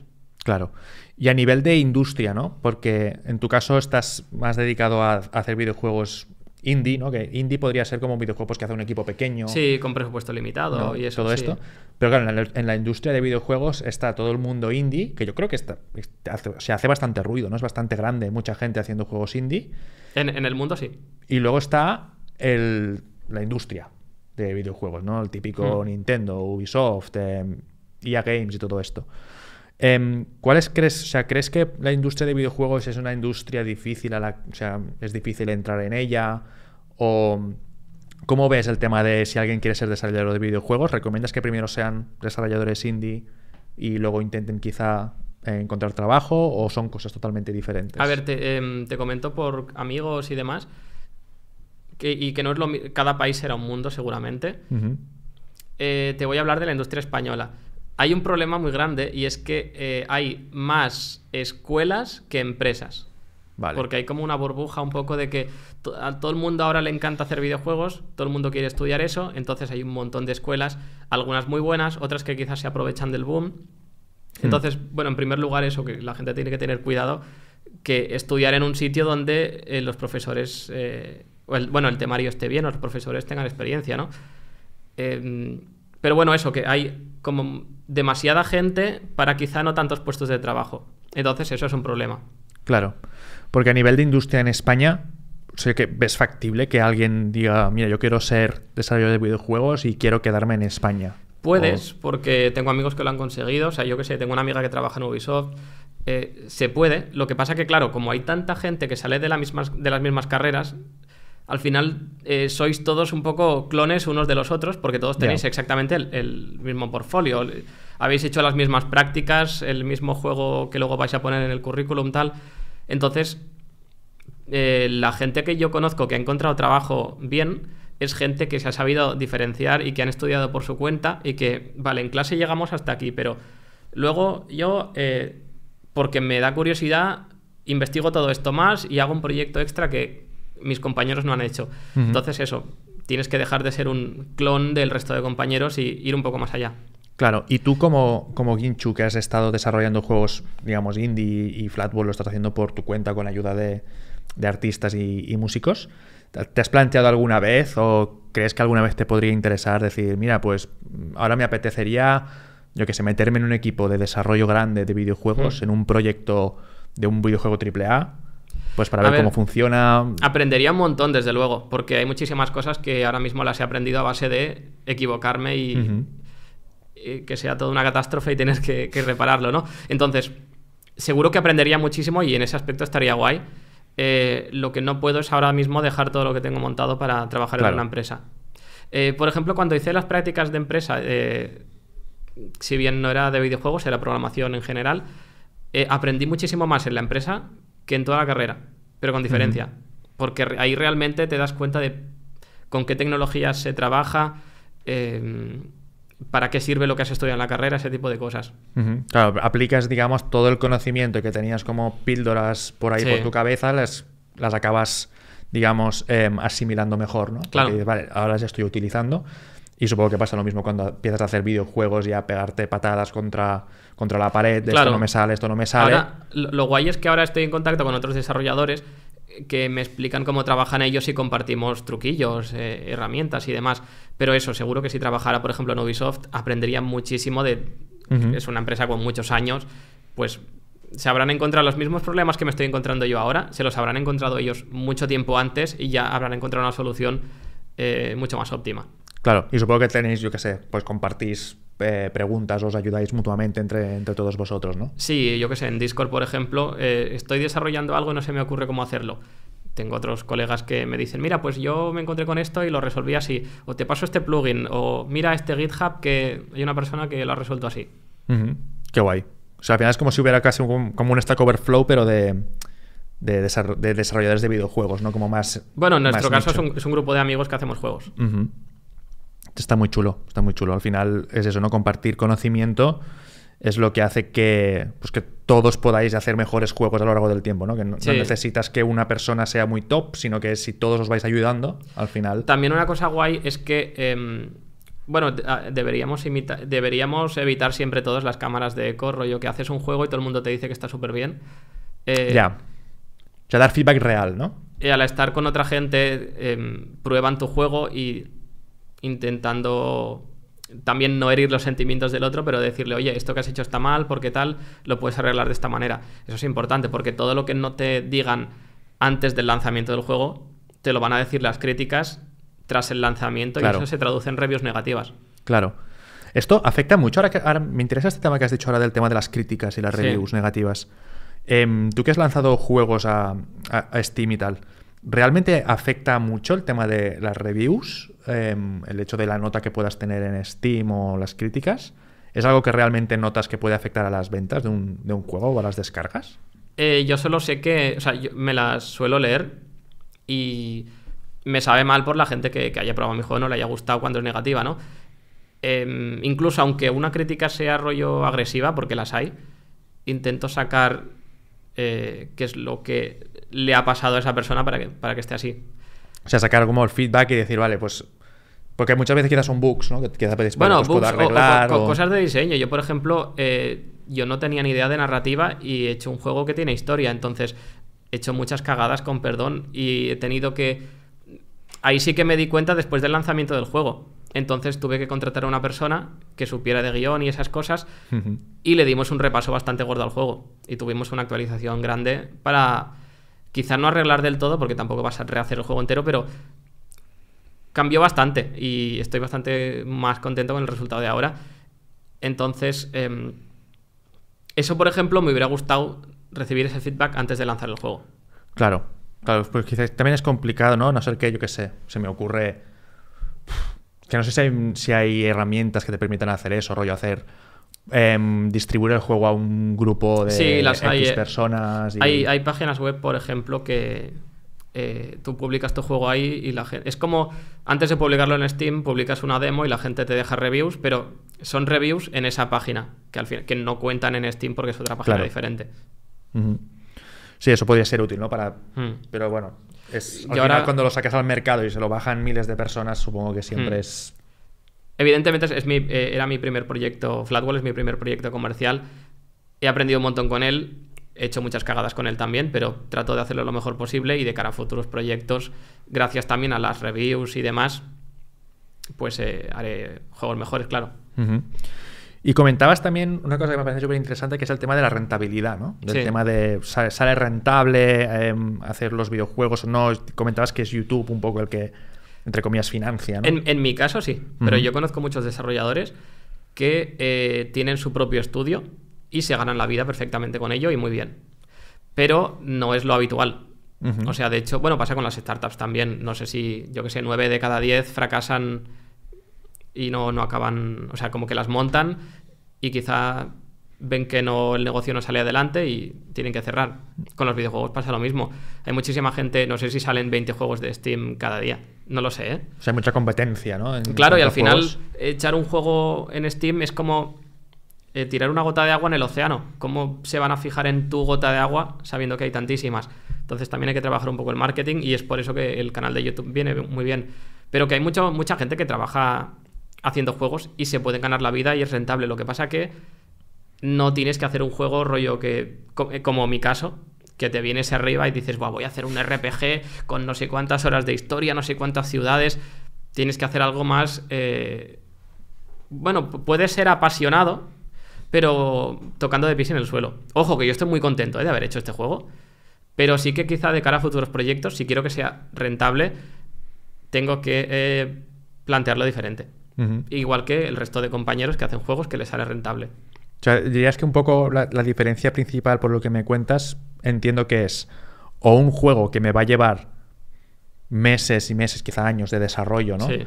Que, claro, durante estos años yo voy gastando recursos, voy gastando dinero en diseño, música, mi tiempo en cuanto a desarrollo y tal, pero claro, no estoy ganando dinero porque el juego no se ha terminado, pues aún no lo estoy vendiendo, versus hacer quizá juegos más pequeños, más asequibles, con quizá una mecánica, o que el juego sea más corto, o cosas de estas, pero hacer más cantidad de juegos. Claro, lo mismo puedes enfocarlo a ofrecer una experiencia distinta que se te tiene que ocurrir, que esa es otra, que lo mismo no te sale y entonces haces un juego genérico. Pero si haces un juego chiquitito, pero es una experiencia... Por ejemplo, ahora Alba, lo conoces, ¿no? Sí, el de la piña con... justo te iba a decir eso. Claro, ha sacado un juego ahora que es una isla que hay un volcán y hay mucha gente bailando y pasan cosas que tampoco... que lo juegue la gente, sí, eso. Uh-huh. Eso es un juego muy cortito, pero es una experiencia de, ostras, la que se ha liado aquí. Sí. Y es gracioso. Pues ese tipo de cosas quizás son más viables, aunque lo ha sacado gratis, pero quizá hacer algo así es más viable. Uh-huh. Pero claro, lo tienes que plantear bien. Claro, es más viable supongo porque te permite hacer más, ¿no? O sea, haces uno al año quizá. ¿no? Alba saca un juego al año. Claro. Y vive de ello. Aunque últimamente lleva como 2 o 3 años sacando juegos gratis. Pero porque vive de los anteriores. Claro. No sé, al final es un poco como quieres enfocar tu carrera, ¿no? Como desarrollador, pues te puedes enfocar en hacer como en tu caso, ¿no? Me apetecía muchísimo hacer un juego RPG con historia. Es que claro, es que yo empecé ese juego que no me dedicaba a hacer juegos. Yo tenía iba a decir mi vida resuelta, entre comillas. Bueno, tenía mi trabajo y ya está. Y los juegos era porque me apetecía. Uh-huh. Pero se acabó convirtiendo en un proyecto comercial un poco de casualidad. Podría haberlo apartado y podría haber dicho, no, voy a empezar con buen pie, voy a hacer proyectos chiquititos y cuando esos proyectos me vayan generando dinero, ya hago el proyecto más grande. Uh-huh. Pero dije, bueno, no, acabo este juego y luego ya hago otros, que es lo que he hecho. Claro, no, es también porque tenías ganas de... Llevas tanto tiempo con este que tenías ganas de... Sí. Oye, quiero verlo florecer, quiero ver cómo acaba siendo, ¿no? Y alrededor de todo esto, ¿no? Ya vamos hablando un poquito de todo esto, está YouTube, ¿no? Sí. Tu canal de YouTube, que tiene 700, creo que lo he mirado antes, 744.000 por ahí, sí, suscriptores ahora, que es un poco, como bien dices, ¿no? El que mantiene o el que, bueno, pues es tu eje principal de ingresos, ¿no? ¿Entendemos? Claro, al final entre los anuncios que salen en YouTube y los patrocinios con marcas, luego todas las oportunidades que han podido salir de ahí. Claro. Y el juego, la visibilidad que le da, uh-huh. todo depende de YouTube. Si mañana YouTube me cierra el canal, no tengo nada. Ya. ¿Cómo fue la evolución, no? Porque ahora muy fácil decir, sí, tienes 744.000 suscriptores, que son un cojón y medio, pero claro, como comentas, llevas muchos años haciendo vídeos, ¿no? Sí. ¿Cómo fue la evolución de empezar a hacer el primer vídeo con 0 suscriptores a ahora tener casi el 1.000.000? Que no está tan lejos, supongo, porque el crecimiento es bastante rápido. Espero el año que viene llegar. Claro, o sea, es un crecimiento acelerado, ¿no? Entonces, ¿cómo ha sido tu experiencia en cuanto a llevar un canal de YouTube desde los inicios? Porque hay un montón también, como los juegos. Un montón de canales que empiezan y mueren. Al principio, bueno, sobre todo... haz tu canal de YouTube un poco porque te apetezca, de forma que si aunque le has dedicado 3 años al final no ha salido bien, que no sientas que has perdido el tiempo. Uh-huh. Que mira, me lo he pasado bien, no he tenido visitas, pero he hecho vídeos que estoy orgulloso de ellos y ha estado bien. Yo empecé el canal de YouTube porque yo subía mis juegos a foros y los veía muy poquita gente. Entonces digo, me gustaría que... Juegos gratis, todos eran gratuitos, simplemente porque a mí me hacía ilusión que gente probara mis juegos y me dijera, oye, pues yo qué sé, me lo pasa muy bien, o voy por esta mazmorra, uy, qué gracioso esto. Entonces, me abrí un canal para dar a conocer mis juegos. ¿Qué se me ocurrió? Subir vídeos de mis juegos. Resultado, ¿quién va a buscar tu juego? ¿Sabes? Si no conocen tu juego, el canal es para dar a conocer mi juego, pero la única forma de llegar ahí es que en el buscador pongas algo de mi juego, porque si no, ¿cómo vas a salir en mis vídeos, no? Digo, ¿cómo vas a acabar en mis vídeos? Y entonces me di cuenta de que eso no podía ser. Hay muchísima gente que ese paso ya se atasca ahí y no va más allá. Uh-huh. Entonces pensé, ¿qué puedo hacer para darme a conocer? Porque evidentemente por mi juego no me van a conocer. Y al revés, yo quiero dar a conocer mi juego a través del canal. Y se me ocurrió que en esa época, que era 2013-2014, todo el mundo, bueno, muchísimos canales hacían gameplays, es decir, la gente se grababa jugando a juegos, pero nadie se grababa haciendo esos juegos. Claro. Y los pocos que lo hacían eran tutoriales. Entonces yo en ese momento digo, bueno, pues voy a subir tutoriales. Empecé haciendo algunos tutoriales y era como que, mira, te enseño a hacer juegos y de vez en cuando te cuelo el mío. Y así la gente me sigue por unas cosas, pero de vez en cuando también le llega el mensaje que yo le quiero transmitir. Claro. ¿Qué pasa? Que hacer tutoriales, sobre todo de una herramienta concreta... Yo hacía tutoriales de Game Maker, que era el único motor de videojuegos que sabía manejar. Es un motor que pues tampoco lo usaba demasiada gente. Entonces, si tú haces tutoriales de un programa en específico, llegas a una audiencia muy pequeña. Es la gente que esté utilizando esa herramienta y que a la vez le interese hacer lo que estás explicando en ese tutorial. Claro. Es muy reducido y tenía muy pocas visitas.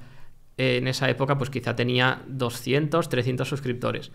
Hasta que digo, bueno, pues vamos a intentar abarcar más gente. ¿Cómo puedo abarcar más gente? Pues haciendo que los vídeos sean para el público general. Puedo intentar, lo mismo que explico con tutoriales, puedo intentar explicarlo con palabras que todo el mundo pueda entenderlo.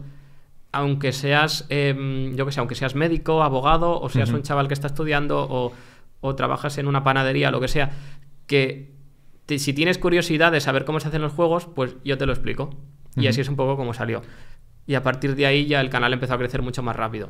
Sí, es que a mí una cosa que me gustan de tus vídeos, que creo que hace que sean especialmente entretenidos de ver, es que aprendes mucho, pero aprendes mucho a nivel conceptual, ¿no? O sea, es decir, aprendes el concepto de, vale, ¿cómo funciona esto? Sí. Pero no estás ahí haciendo con el Unity abierto, haciendo los planos uno a uno, sino que dices, mira, me gusta mucho, por ejemplo, ahora que haces juegos que ya existen, ¿no? Y dices, como el último vídeo de cómo hacer pelo en... Sí. No coges un juego que ya existe y dices, pues este juego yo creo que lo he hecho así. O yo sé que lo he hecho así porque lo he descompilado y lo he estado investigando. Bueno, hay mucha documentación en internet, sí. Claro, y lo explicas de forma que alguien que no tiene ni idea ni siquiera de qué es Unity sea capaz de entender, de jugar a un juego y decir, ah, pues mira, aquí hacen el pelo como me explicó Guinchu, ¿no? Es un poco como, yo qué sé, un documental sobre cómo enviar un cohete a la luna. Está muy interesante porque te explican los problemas que hay en el espacio y demás, pero tú no tienes... O sea, a mí, en lo personal, se me haría muy cuesta arriba si estuviera lleno de fórmulas, claro, de cómo la trayectoria del cohete con esta ecuación, tal. Entonces prefiero ver un documental más para el público general y por eso enfoco los vídeos así también. Y lo enfocas sobre todo también a juegos... pues juegos conocidos, juegos famosos. Y bueno, claro, por rascar visitas. Claro, cómo construyen ciertas cosas, ¿no? O sea, creo que hay un meme, ¿no? Del famoso puente que se hace pequeño. Sí, porque además es uno de los booms que tuvo mi canal, que es lo que me hizo crecer bastante más rápido. Yo explicaba cómo se hacían los juegos, pero no sabía... O sea, como que llegó un momento que descubrí cómo manipular juegos. Y es que al final los juegos almacenan todas sus variables en la memoria RAM del ordenador. Y hay programas para acceder a eso y cambiarla. Eso te permite, por ejemplo, cambiar la posición del personaje donde quieras. Los cheats que le metes a los juegos no dejan de ser lo mismo. Entonces, descubrí la forma de que podía cambiar cualquier parámetro de cualquier juego. Bueno, cualquiera dentro de unos límites. Pero puedo mover la cámara de los juegos donde quiera. Entonces, lo que hice con lo del puente es que yo estaba jugando a Kingdom Hearts y vi un puente que parecía muy largo, se perdía en el infinito, pero me daba como mala espina. Digo, esto no puede ser así. El efecto que me da la sensación de que el puente cada vez es más estrecho de alguna forma para dar sensación de perspectiva, de forzarlo, ¿no? Entonces digo, bueno, ya que he aprendido a manipular variables de cualquier juego, pues voy a cambiar yo qué sé, la coordenada X. Si la X era 100, pues la pongo a 500. Y entonces como que me salgo del mapa y puedo ver ese puente de cerca. Y me doy cuenta de que cada vez era más estrecho hasta el punto de que en la punta del puente el puente es como la mitad de tu brazo. Y se supone que es un puente por el que deberías poder caminar. En el principio el puente caminaba sobre él y al final ya no. Y lo grabé porque me hizo mucha gracia y se hizo bastante meme. De hecho, el Rubius reaccionó a ese puente y me hizo mucha gracia también. No, está súper guay porque en verdad son juegos que muchísima gente ha jugado que quizá ni siquiera se han planteado, ¿no? Como que tiene estas ilusiones ópticas o estas formas de, digamos, de engañar, entre comillas, al jugador. Claro, si es que yo qué sé, en un juego de Super Mario hay un bloque que se lo ponen en la cabeza y entonces tienen un bloque en la cabeza y caminan con él. Pero o sea, el bloque es más pequeño que la cabeza. Entonces me preguntaba, ¿cómo hace el juego para cuadrar eso? ¿Hace desaparecer la cabeza? Pues no, si sacas la cámara, acercas la cámara y la pones dentro del bloque, te das cuenta que está la cabeza pero como súper encogida.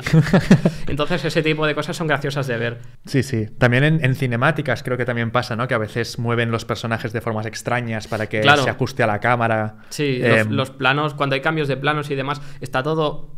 Por ejemplo, en el Sonic hay 3 personajes de distintas alturas y hay una escena en la que por conveniencia del guión les iba bien que los personajes estuvieran a la misma altura porque estaban mirando una pantalla, me parece.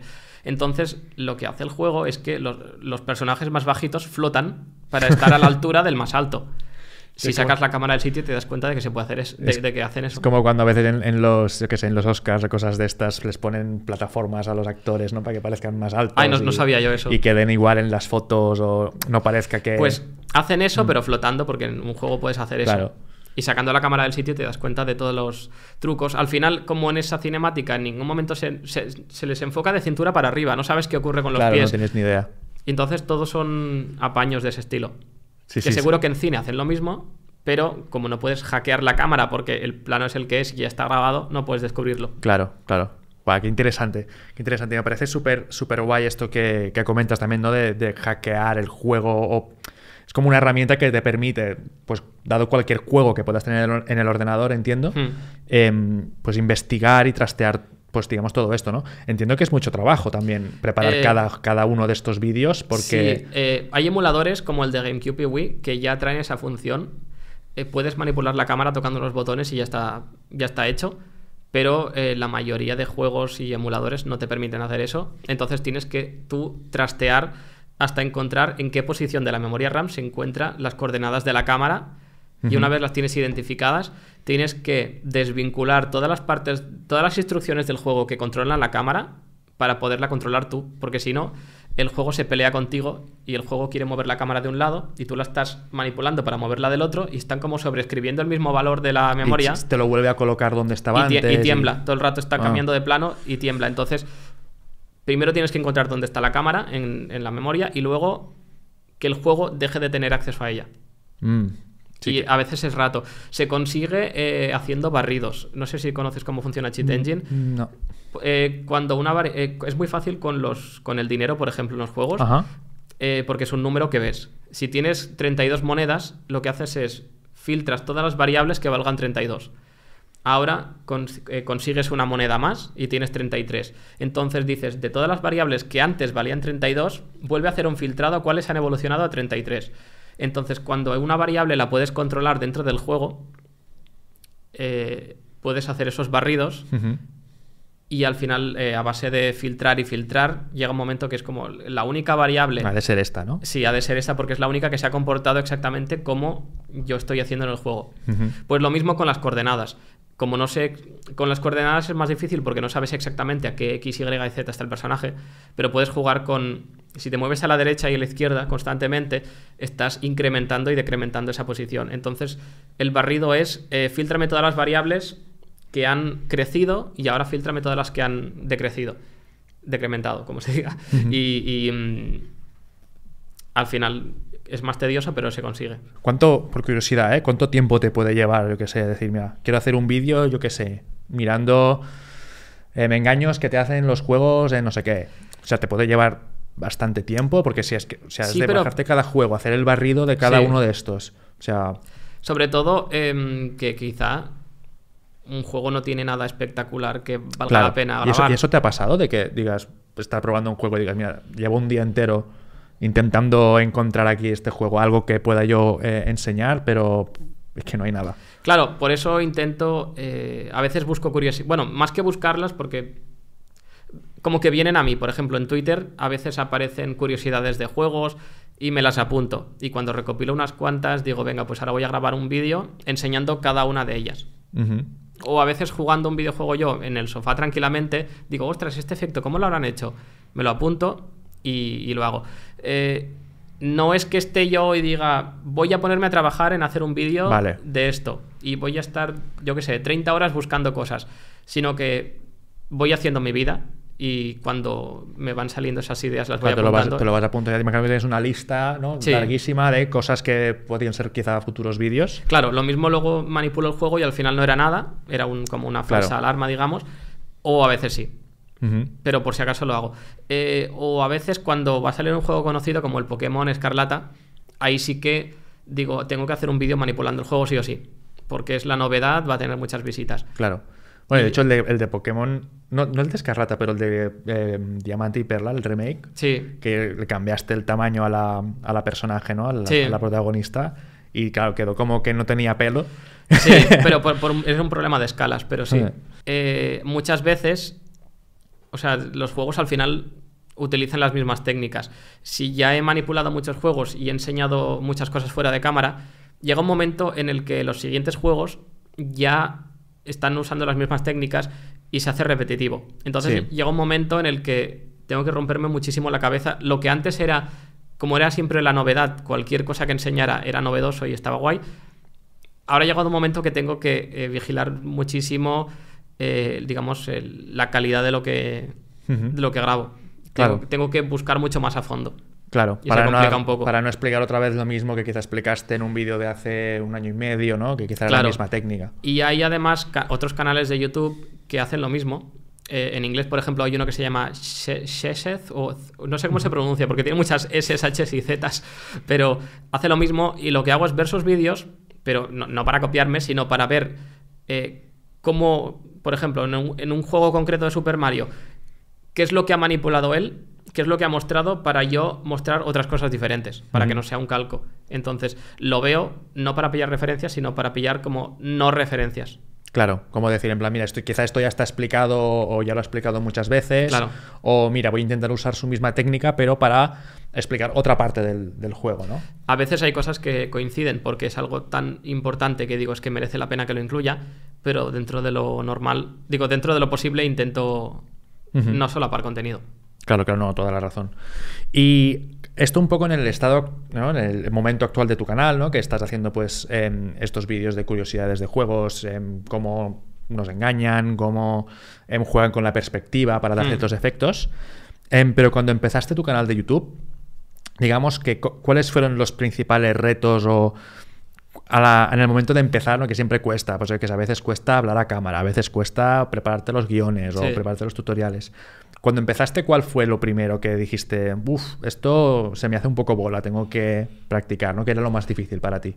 A ver, yo antes estaba un montón de rato preparando un guión y al final duraba 2 minutos y subía un vídeo de 2 minutos.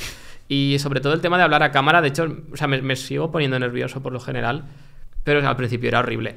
Y otra cosa que a veces hablas y lo has grabado todo y cuando estás editando te das cuenta de que hay algo que lo has explicado mal y quieres quitar eso. Pero cuando lo vuelves a grabar, ya lo grabas con otra entonación y y queda raro, ¿no? No encaja y suena, claro, suena como que lo has metido ahí por encima. Eso a día de hoy ya no me pasa. Soy capaz de entonar igual que lo hacía antes y que lo hacía después para que encajara una cosa en medio, pero me costó que no veas. Y al hablar flojo, al principio hablaba súper flojito porque digo, están mis padres en casa o los vecinos. De hecho, a veces esperaba que mis padres se fueran de casa para grabar porque me daba vergüenza. Es que yo creo que la gente, sobre todo la gente que es usuaria de YouTube, pero nunca ha grabado un vídeo y se ha puesto después, subestima mucho lo que has de gritar para que en YouTube no parezca que estás muerto, básicamente. Sí. O sea, a mí también me pasa que en mi casa se me hacía, por eso también en parte me pillé el estudio, se me hacía cada vez más difícil el mantener digamos, el ritmo, ¿no? De habla, porque soy muy cortado. Y si había gente en casa o lo que sea, siempre como que inconscientemente bajaba el volumen. Es que me pasaba igual porque todo el rato estaba más pendiente de qué dirán o los vecinos o lo que sea que del propio vídeo, y se nota. Y con la imagen, yo es que no sé qué me pasaba, que grababa los vídeos súper tieso y estaba rollo así, mirando a cámara sin pestañear, diciendo de corrido todo lo que tenía que decir, y eso era el vídeo. Y era horrible. Y ya con el tiempo pues te das cuenta que a lo mejor si estás un poco vivo la cosa ayuda. Sí. Porque tú te haces guiones, o sea, ¿te escribes lo que vas a decir o solamente te escribes, yo qué sé, bullet points y un poco lo como salga. Depende del vídeo, o sea, sí que en ocasiones he hecho bullet points, pero cuando estoy explicando cómo se hacen los juegos, quiero a veces transmitirlo con palabras muy concretas para explicarlo exactamente como quiero que la gente lo entienda. Y eso al final solo lo consigo con un guión. Sí, sí, te entiendo, ¿no? Cuando son cosas técnicas, entre comillas, es muy fácil quizá utilizar una palabra que puede ser un sinónimo, pero que no es exactamente el término que quieres, ¿no? A mí me pasa mucho también cuando hacía vídeos de más tutoriales de programación o cosas así más abstractas, que también me hacía el guión porque decía que además la comunidad de desarrollo tiene los típicos comentarios de has dicho esta palabra y en verdad significa esta otra, no sé cuánto. Sí, hay gente que es muy tocanarices. Sí. Gente que es muy tocanarices, y yo estuve mucho tiempo intentando hacerme los guiones rollo palabra por palabra para intentar evitar decirnos que tiene que ser perfecto. Luego ya me relajó un poco más y he dicho, mira, ya me da igual. Entonces ahora usas bullet points. Yo ahora hace mucho tiempo que no me hago, porque yo tenía un teleprompter. Yo tenía ponía el móvil y directamente pues yo iba leyendo. Sí, me quiero comprar uno porque ahora mismo me leo un cacho del texto, miro a cámara, lo digo, y luego pero hay una parte de memorizar y... Sí, a mí me pasaba que me olvidaba. Y en cambio ahora, es que en los últimos vídeos, por ejemplo, que no son tan técnicos, los últimos vídeos son más pues yo probando ChatGPT, cosas de IA y tal, y no estoy explicando nada técnico, sino que estoy un poco explicando mi experiencia, y entonces ahí me he dado cuenta que tampoco necesito el guión como tal, pero si tengo que hacer un vídeo técnico de voy a explicar cómo funciona tal cosa, claro, ahí sí que agradezco tener el prompter y que vaya pasando el texto. Aunque luego a veces se me hace raro, no sé si hay mucha gente que ha leído de prompter, pero a veces desconectas mentalmente y lees. Ah, ostras. Y lo que pasa es que acabas el vídeo y dices, no sé lo que he dicho. A mí me pasa mucho. Acabo de leer todo y digo, no sé lo que he dicho. Espero que no me pase. Me quiero pillar uno y espero que no me pase. Si tuvieras que comentar a nivel de YouTube, ¿no? Con toda la experiencia que llevas de YouTube, de pasar desde un canal de 200 subs, pues todo lo que has ido aprendiendo a lo largo de cómo grabar vídeos, cómo colocar la cámara mejor, cómo mostrar más, yo qué sé, ímpetu a la hora de hablar, hasta donde estás ahora, ¿no? Que tienes casi 1 millón de suscriptores. ¿Qué es o el aprendizaje que te llevarías de todo este proceso de ser creador de contenido, ¿no? ¿Qué es lo que más valor le das a todo este camino que has llevado? Me ha venido... Lo empecé a notar cuando en la universidad, por ejemplo, tenía que salir a la pizarra y exponer algo. Me daba cuenta de que años atrás me costaba mucho y luego lo hacía con más facilidad. Entonces eso me ayudó, ahí empecé a notar. Y luego que todos mis amigos actualmente los he conocido a través de internet, gracias a YouTube sobre todo. Ya sea porque son otros youtubers o porque es gente con gustos parecidos, pero que nos conocimos porque quizá veían mi canal o cosas del estilo. Claro. Sí, no, yo creo que al final encuentras un poco a gente, ¿no? O contactas con gente que, quieras o no, son como tus compañeros de trabajo, ¿no? Sí. Quizá un poco el entorno que tendrías en una empresa, que son pues tus colegas de la empresa, pues con YouTube, lo que has comentado antes me parece muy cierto, que es mucho más complicado, es mucho más solitario. Sí. El tema de ser creador de contenido, que estás en tu casa con la cámara. Y tiene que salir de ti un poco el tema de decir, oye, pues voy a contactar a otros creadores para conocerlos. Claro. O sea, es como un paso extra que has de dar, que cuando tú vas a trabajar y están en la oficina. Claro, y no te toca más remedio que... Claro. Pero, por ejemplo, con otros desarrolladores de videojuegos que están en YouTube y demás, sobre todo por Twitter, por ejemplo, creo que facilita mucho el que nos conozcamos, porque, yo qué sé, suben un vídeo, pues le comentas, o están enseñando el proyecto que están haciendo y hablas de eso, y poquito a poquito, pues, si veis que congeniáis, pues ya quizá pasáis a los mensajes privados y ahí surge. De hecho, ahora ya te digo, tenemos un grupo de Discord con todos los amigos y incluso hay gente que no hace videojuegos, pero que están ahí también. Qué guay. Y estamos llegando ya al final del podcast, pero antes de ir a la última pregunta, que no tiene nada que ver con YouTube, ni con programación, ni nada de esto, hay una cosa que me gustaría preguntarte, que se me acaba de ocurrir ahora, que es, hemos estado hablando de YouTube todo este rato, ¿no? Pero también hay otro jugador ahora en todo el tema de creación de contenido que está quizá ahora comiéndole todo el pastel, que es Twitch. Sí. Creo que tú has hecho alguna vez algún directo en Twitch, pero... Sí, lo he intentado alguna vez. Pero a mí, por ejemplo, me cuesta mucho hacer... O sea, yo no soy incapaz de hacer directos en Twitch de forma recurrente porque requieren mucho tiempo, ¿no?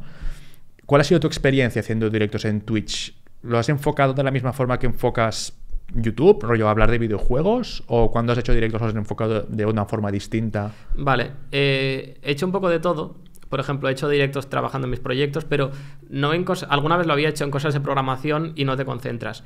Claro. Pero si, por ejemplo, estoy diseñando un nivel, pues estoy arrastrando árboles, casas y demás, eso lo puedo hacer en Twitch. También, yo qué sé, alguna vez he hecho shaders en directo. Pero yo he tenido varios problemas con Twitch. O sea, me gusta, quiero volver a hacer directos. Lo que pasa es que lo he intentado y lo he dejado muchas veces porque, primero, por un tema de horarios.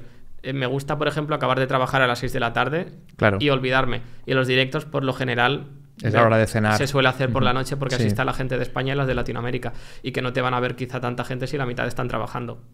No, es que a mí me pasa lo mismo, ¿eh? Yo intenté hacer Twitch, hacer live coding en Twitch, o sea, programar cosas en directo. De hecho, intenté hacer un motor gráfico en Twitch. ¡Ostras! O sea, con OpenGL, porque dije, mira, la excusa voy a intentar recordar hacerlo con C++, OpenGL, lo de la uni de gráficos que me molaba y tal. Que luego C++ no tiene nada que ver con el que yo hice, ¿eh? O sea, ha cambiado entero. Pero me pasaba eso, que programando no me conseguía concentrar. Era o estaba programando y no hacía caso a la gente. Claro, es que tienes el chat. Claro, o estaba hablando con la gente y entonces no programaba. Entonces... y también el tema de los horarios, el tema de estar forzado a tener que hacer los directos a tal hora, porque además hay la competencia de que, claro, tú estás en directo, pero si otra persona está en directo, quizás se van ahí, sí. Claro, o te ve a ti o ve al otro, ¿no? En cambio, a mí me da la sensación de que YouTube es más como yo subo el vídeo y no por el hecho de que alguien me vea a mí, le quito la oportunidad a otros de ser vistos, ni viceversa, ¿no? Claro. O sea, alguien puede consumir pues tus vídeos, mis vídeos, los vídeos de Alba, los vídeos de quien sea, sin tener que estar entre todos compitiendo. Y me da como sensación de que ahora hay como mucha competencia en Twitch, porque todos están a la misma hora a la vez haciendo cosas similares, ¿no? El problema de Twitch también es que si yo he estado todo el día trabajando, pues yo qué sé, haciendo vídeos de YouTube y programando mi juego, luego tengo que además preparar contenido para Twitch, porque tampoco... Claro. Suelen decir que, bueno, tú enciende directo y ya surgirá. Pues no, a veces si no tienes nada que ofrecer, nadie te va a ver, la gente se va a ir. Siempre tienes que tener, aunque sea algo de qué va a tratar el stream. No es rollo, vale, pues hago directo, pero ¿de qué? No sé, soy yo. Claro, un just chatting ahí o hablando, pero de nada, ¿no? Claro. Como... Entonces, en ese aspecto, por eso también me echaba para atrás, porque muchas veces llegaba la hora de hacer directos y estaba estresado pensando, es que no sé qué hacer en este directo y quedan 30 minutos para que empiece la hora del directo y no se me ocurre nada que hacer. Y la gente lo va a notar. Claro. Y para evitar eso, por ejemplo, ahora cuando me gustaría volver a hacer directos, y lo que se me ha ocurrido es que en los directos puedo explicar en lo que he trabajado durante el día. Entonces, eso también me fuerza a trabajar, porque si no trabajo, luego en los directos no tengo nada que hacer. Pero si, por ejemplo... he programado este shader o he montado este escenario, he hecho esta cinemática de mi juego, pues luego lo enseño en Twitch y tengo el feedback de la gente. Y luego además, ya que he enseñado una parte del juego, quizá con el feedback me digan cosas a mejorar y las puedo mejorar en el propio directo. O si no, aunque no me digan nada, digo, mira, pues voy a seguir adelantando esto. Pero creo que el mayor problema que tenía yo en Twitch, y es por eso que no seguía, es que tenía que crear... como que tenía que planear más contenido. Claro, o sea, interesante. No solamente el de YouTube, sino también ahora como si fuera un planning de vídeo, pero es que además, claro, es eso, ¿no? No es solamente, vale, voy a hacer un vídeo de esto, sino que es como, ¿de qué vamos a hablar hoy? Sí. Y además es en directo, que quizá si tienes que programar alguna cosa, pues es más difícil controlar los tiempos, ¿no? También. Y que en directo me voy por las ramas muchas veces. Y sobre todo, estás hablando y quizá hay una suscripción, está muy guay porque la gente te apoya, pero de repente te interrumpen porque suena la suscripción o hay un mensaje o lo que sea y como que te paras a leerlo y pierdes el hilo y yo me desconcentro súper fácil.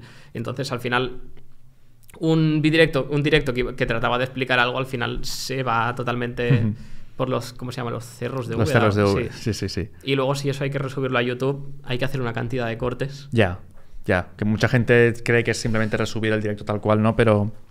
requiere mucho trabajo mantener las dos redes sociales activas, ¿no? Con calidad. Sí. Perfecto, Guinchu. Pues ahora, si te parece, hablamos al último bloque del podcast. Es un bloque que no tiene nada que ver con... Bueno, puede llegar a tener que ver dependiendo de lo que nos cuentes, ¿no? Pero en teoría no es digamos, enfocado a nivel técnico, ni a nivel de programación, ni de cómo funciona YouTube, ni nada, sino que es para que nos cuentes un poco a nivel personal, que la gente se vaya conociendo un poco más cómo es Guinchu, ¿no? Vale. Uy, pues lo que voy a contar. Vale. Que es más que nada que nos cuentes alguna experiencia que hayas tenido, pues ya sea de viaje, ya sea con amigos, algo que, pues yo que sé, que sea gracioso y que, pues, que pueda ser una experiencia que a la gente le pueda resultar interesante. Se me ocurrió una cosa que es como algo que a lo mejor le sirve a la gente, aunque no me hago responsable de las consecuencias. Pero, vamos a ver. Vale. Me ocurrió por accidente, ¿vale? No es que yo tenga una mente calculadora malvada, pero bueno, estaba yo haciendo un examen. El examen era o sea, tienes la hoja, la fotocopia que te da el profesor, que es el enunciado, y luego tú las respuestas las tienes que hacer en un folio aparte. Pues empiezo, yo qué sé, pregunta 1. Si en la hoja del examen pone pregunta 1, pues yo pongo pregunta 1 y la respondo. Luego pregunta 2, pues vuelvo a poner pregunta 2 y la respondo. Y como que no entendí bien una pregunta y la respondí 2 veces porque pensaba como que me estaban pidiendo 2 cosas y en verdad me pedían una. Conclusión, que era una sola pregunta, pero la profesora no se enteró y me puso más nota de la que tocaba porque contó como que había respondido 2 veces la misma pregunta. O sea, si te puso, digamos, yo que sé, en vez de si el máximo era 10, ¿no? Como respondiste 11 preguntas... Claro, es como si hubiera respondido 11 preguntas porque hice una 2 veces y el examen en vez de llegar a 10 podría haber llegado a 12. Por suerte saqué un 6, con lo cual... Pero si no hubiera sido un 4. A lo mejor. Quizá, ¿no? O sea, y entonces es una experiencia que salió por accidente, pero desde entonces digo, ostras, que esto funciona. Y lo volví a hacer muchas veces. Y en cuanto me enteré de que eso funcionaba, en los exámenes, eso lo hacía, por ejemplo, en los exámenes de lengua, empecé a hacerlo varias veces y siempre colaba, pero siempre. O sea, la cosa es que tampoco... En la primera vez fue muy descarado porque era la misma pregunta una seguida de la otra y claro, la profesora tendría que haberse dado cuenta. No se dio cuenta. Pero en futuros exámenes, para ser un poco más sutil, preguntaba siempre al principio, profe, ¿se puede responder el examen en desorden? Yo qué sé, estoy más cómodo. Quiero hacer primero las preguntas que me sepa. Que primero quiero responder la 4 y luego la 1, ¿no? Porque lo mismo me sé mejor una. Pues me decía, sí, por supuesto, vale, pues respondo la 1, la 2, la 3, la 4, la 2 y la 5. O sea que la 2 veces. Y por alguna razón colaba siempre. O sea, la profesora iba poniendo como la nota de cada pregunta y luego sumaba los puntos y los sumaba todos. Claro. O sea, imagínate el choque que se deberían llevar, que claro, eso no se darán cuenta a no ser que hagas todas las preguntas con la máxima nota. Porque si, claro, si las haces todas bien, pues te pondrá, sumará y dirá, hostia, y que 11, respondía, ¿no?, diferente también, porque si es la misma frase, a la profe lo mismo le suena de algo, claro, lo que acabas de decir. Entonces lo formulaba diferente. Qué fuerte. Y eso es un truco, digamos, para hacer trampas y tener más nota, pero también requiere que algo mínimo hayas estudiado. No es como copiar de una chuleta, porque lo mismo no sabes nada, pero lo estás copiando. Bueno, la que copias tiene que estar bien, ¿no? La que copias la que duplicas tiene que estar bien. Entonces, algo tienes que saber. De hecho, o sea, me parece increíble y esto demuestra un poco que a veces los profesores... como que cuando corrigen realmente no acaban de leerse o entender, ¿no? Sí. Lo que has contestado, porque si esto puede pasar, o sea, me parece bastante fuerte, la verdad. A ver, no sé si te habrá pasado alguna vez, pero yo en el colegio he llegado a responder exámenes tipo, ¿cuál es, en qué consiste la célula eucariota? Y yo respondo, la célula eucariota consiste en 2 puntos. O sea, que esa pregunta tiene 2 puntos. Sí, sí. Y no he dicho nada. Ya. Es como que ha visto que hay texto y ha tirado millas. Sí, eso me ha pasado alguna vez. Entonces, quizás de corregir a mucha gente se les puede pasar. Claro. Bueno, al final yo entiendo que tienen 30 alumnos y tienen que corregir 30 exámenes. Claro. Y al final ya te has leído 20 y es la hora de cenar y dices, ya estoy un poco hasta los mismísimos de estar leyendo la célula eucariota ya una y otra vez, ¿no? Y nada, Guinchu, antes de terminar el podcast siempre lo que hacemos es que dejamos que sea el invitado, esa es tu cámara, ¿vale?, quien cierre el episodio de hoy, así que todo tuyo. Vale, en primer lugar, a ver, mensajes para transmitir al mundo. Cuando hagáis exámenes no hagáis el truco que os he dicho, está mal. Luego, cuando estudiéis una carrera, intentad siempre, o una carrera o un grado superior o lo que sea, no os quedéis solo con lo que os explican en clase, intentad ir un poco más allá para destacar respecto al resto de compañeros. Es lo que me funciona a mí. Por ejemplo, cuando encontré trabajo fue porque en mi currículum había videojuegos, aunque el trabajo no fuera de videojuegos, pero había videojuegos, entonces es más de lo que tenían otros compañeros y por eso creo yo que conseguí el trabajo. Y luego también que quizá hay momentos en la vida en los que tienes que tomar decisiones y te tienes que arriesgar, como por ejemplo en mi caso cuando dejé el trabajo para dedicarme a hacer videojuegos y a YouTube. Es arriesgado y lo mismo sale mal, probablemente salga mal, pero quizás, o sea, creo que es mejor arrepentirte de que lo hayas intentado y haya salido mal, que arrepentirte de no haberlo intentado y que a lo mejor hubiera salido bien, pero como no lo has intentado no lo sabes. En el peor de los casos, yo qué sé, en mi caso, dejas el trabajo, me arruino con YouTube, pues vuelvo a echar currículum en una empresa y no pasa nada. O sea, no es el fin del mundo y hay muchísimas salidas siempre. Pero que no te quedes con las ganas de hacer algo que te hubiera hecho ilusión. Sí, creo que es súper cierto lo que dices, que al final es también un poco si hay algo que te gusta, ¿no? Y algo que realmente te llena, seguramente seas más feliz haciendo eso que no estando trabajando en algo que quizá no te acaba de gustar o siempre con las ganas de qué hubiera pasado si hubiera hecho el paso. Que solo vives una vez al final. Claro. O sea, evidentemente que no hagas locuras, pero arriesgate si existe la posibilidad de volver atrás en caso de que... O sea, no te tires a la piscina sin saber si está llena o vacía. Pero, o sea, intenta tener un plan B, pero intenta las cosas también.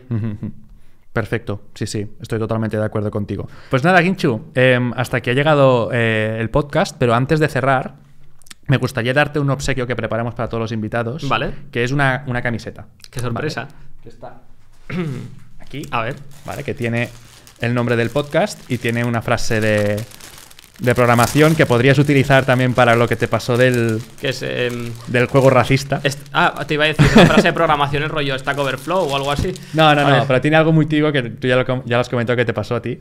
A ver. Sí, al otro lado. Ahí. It works on my machine. Es verdad.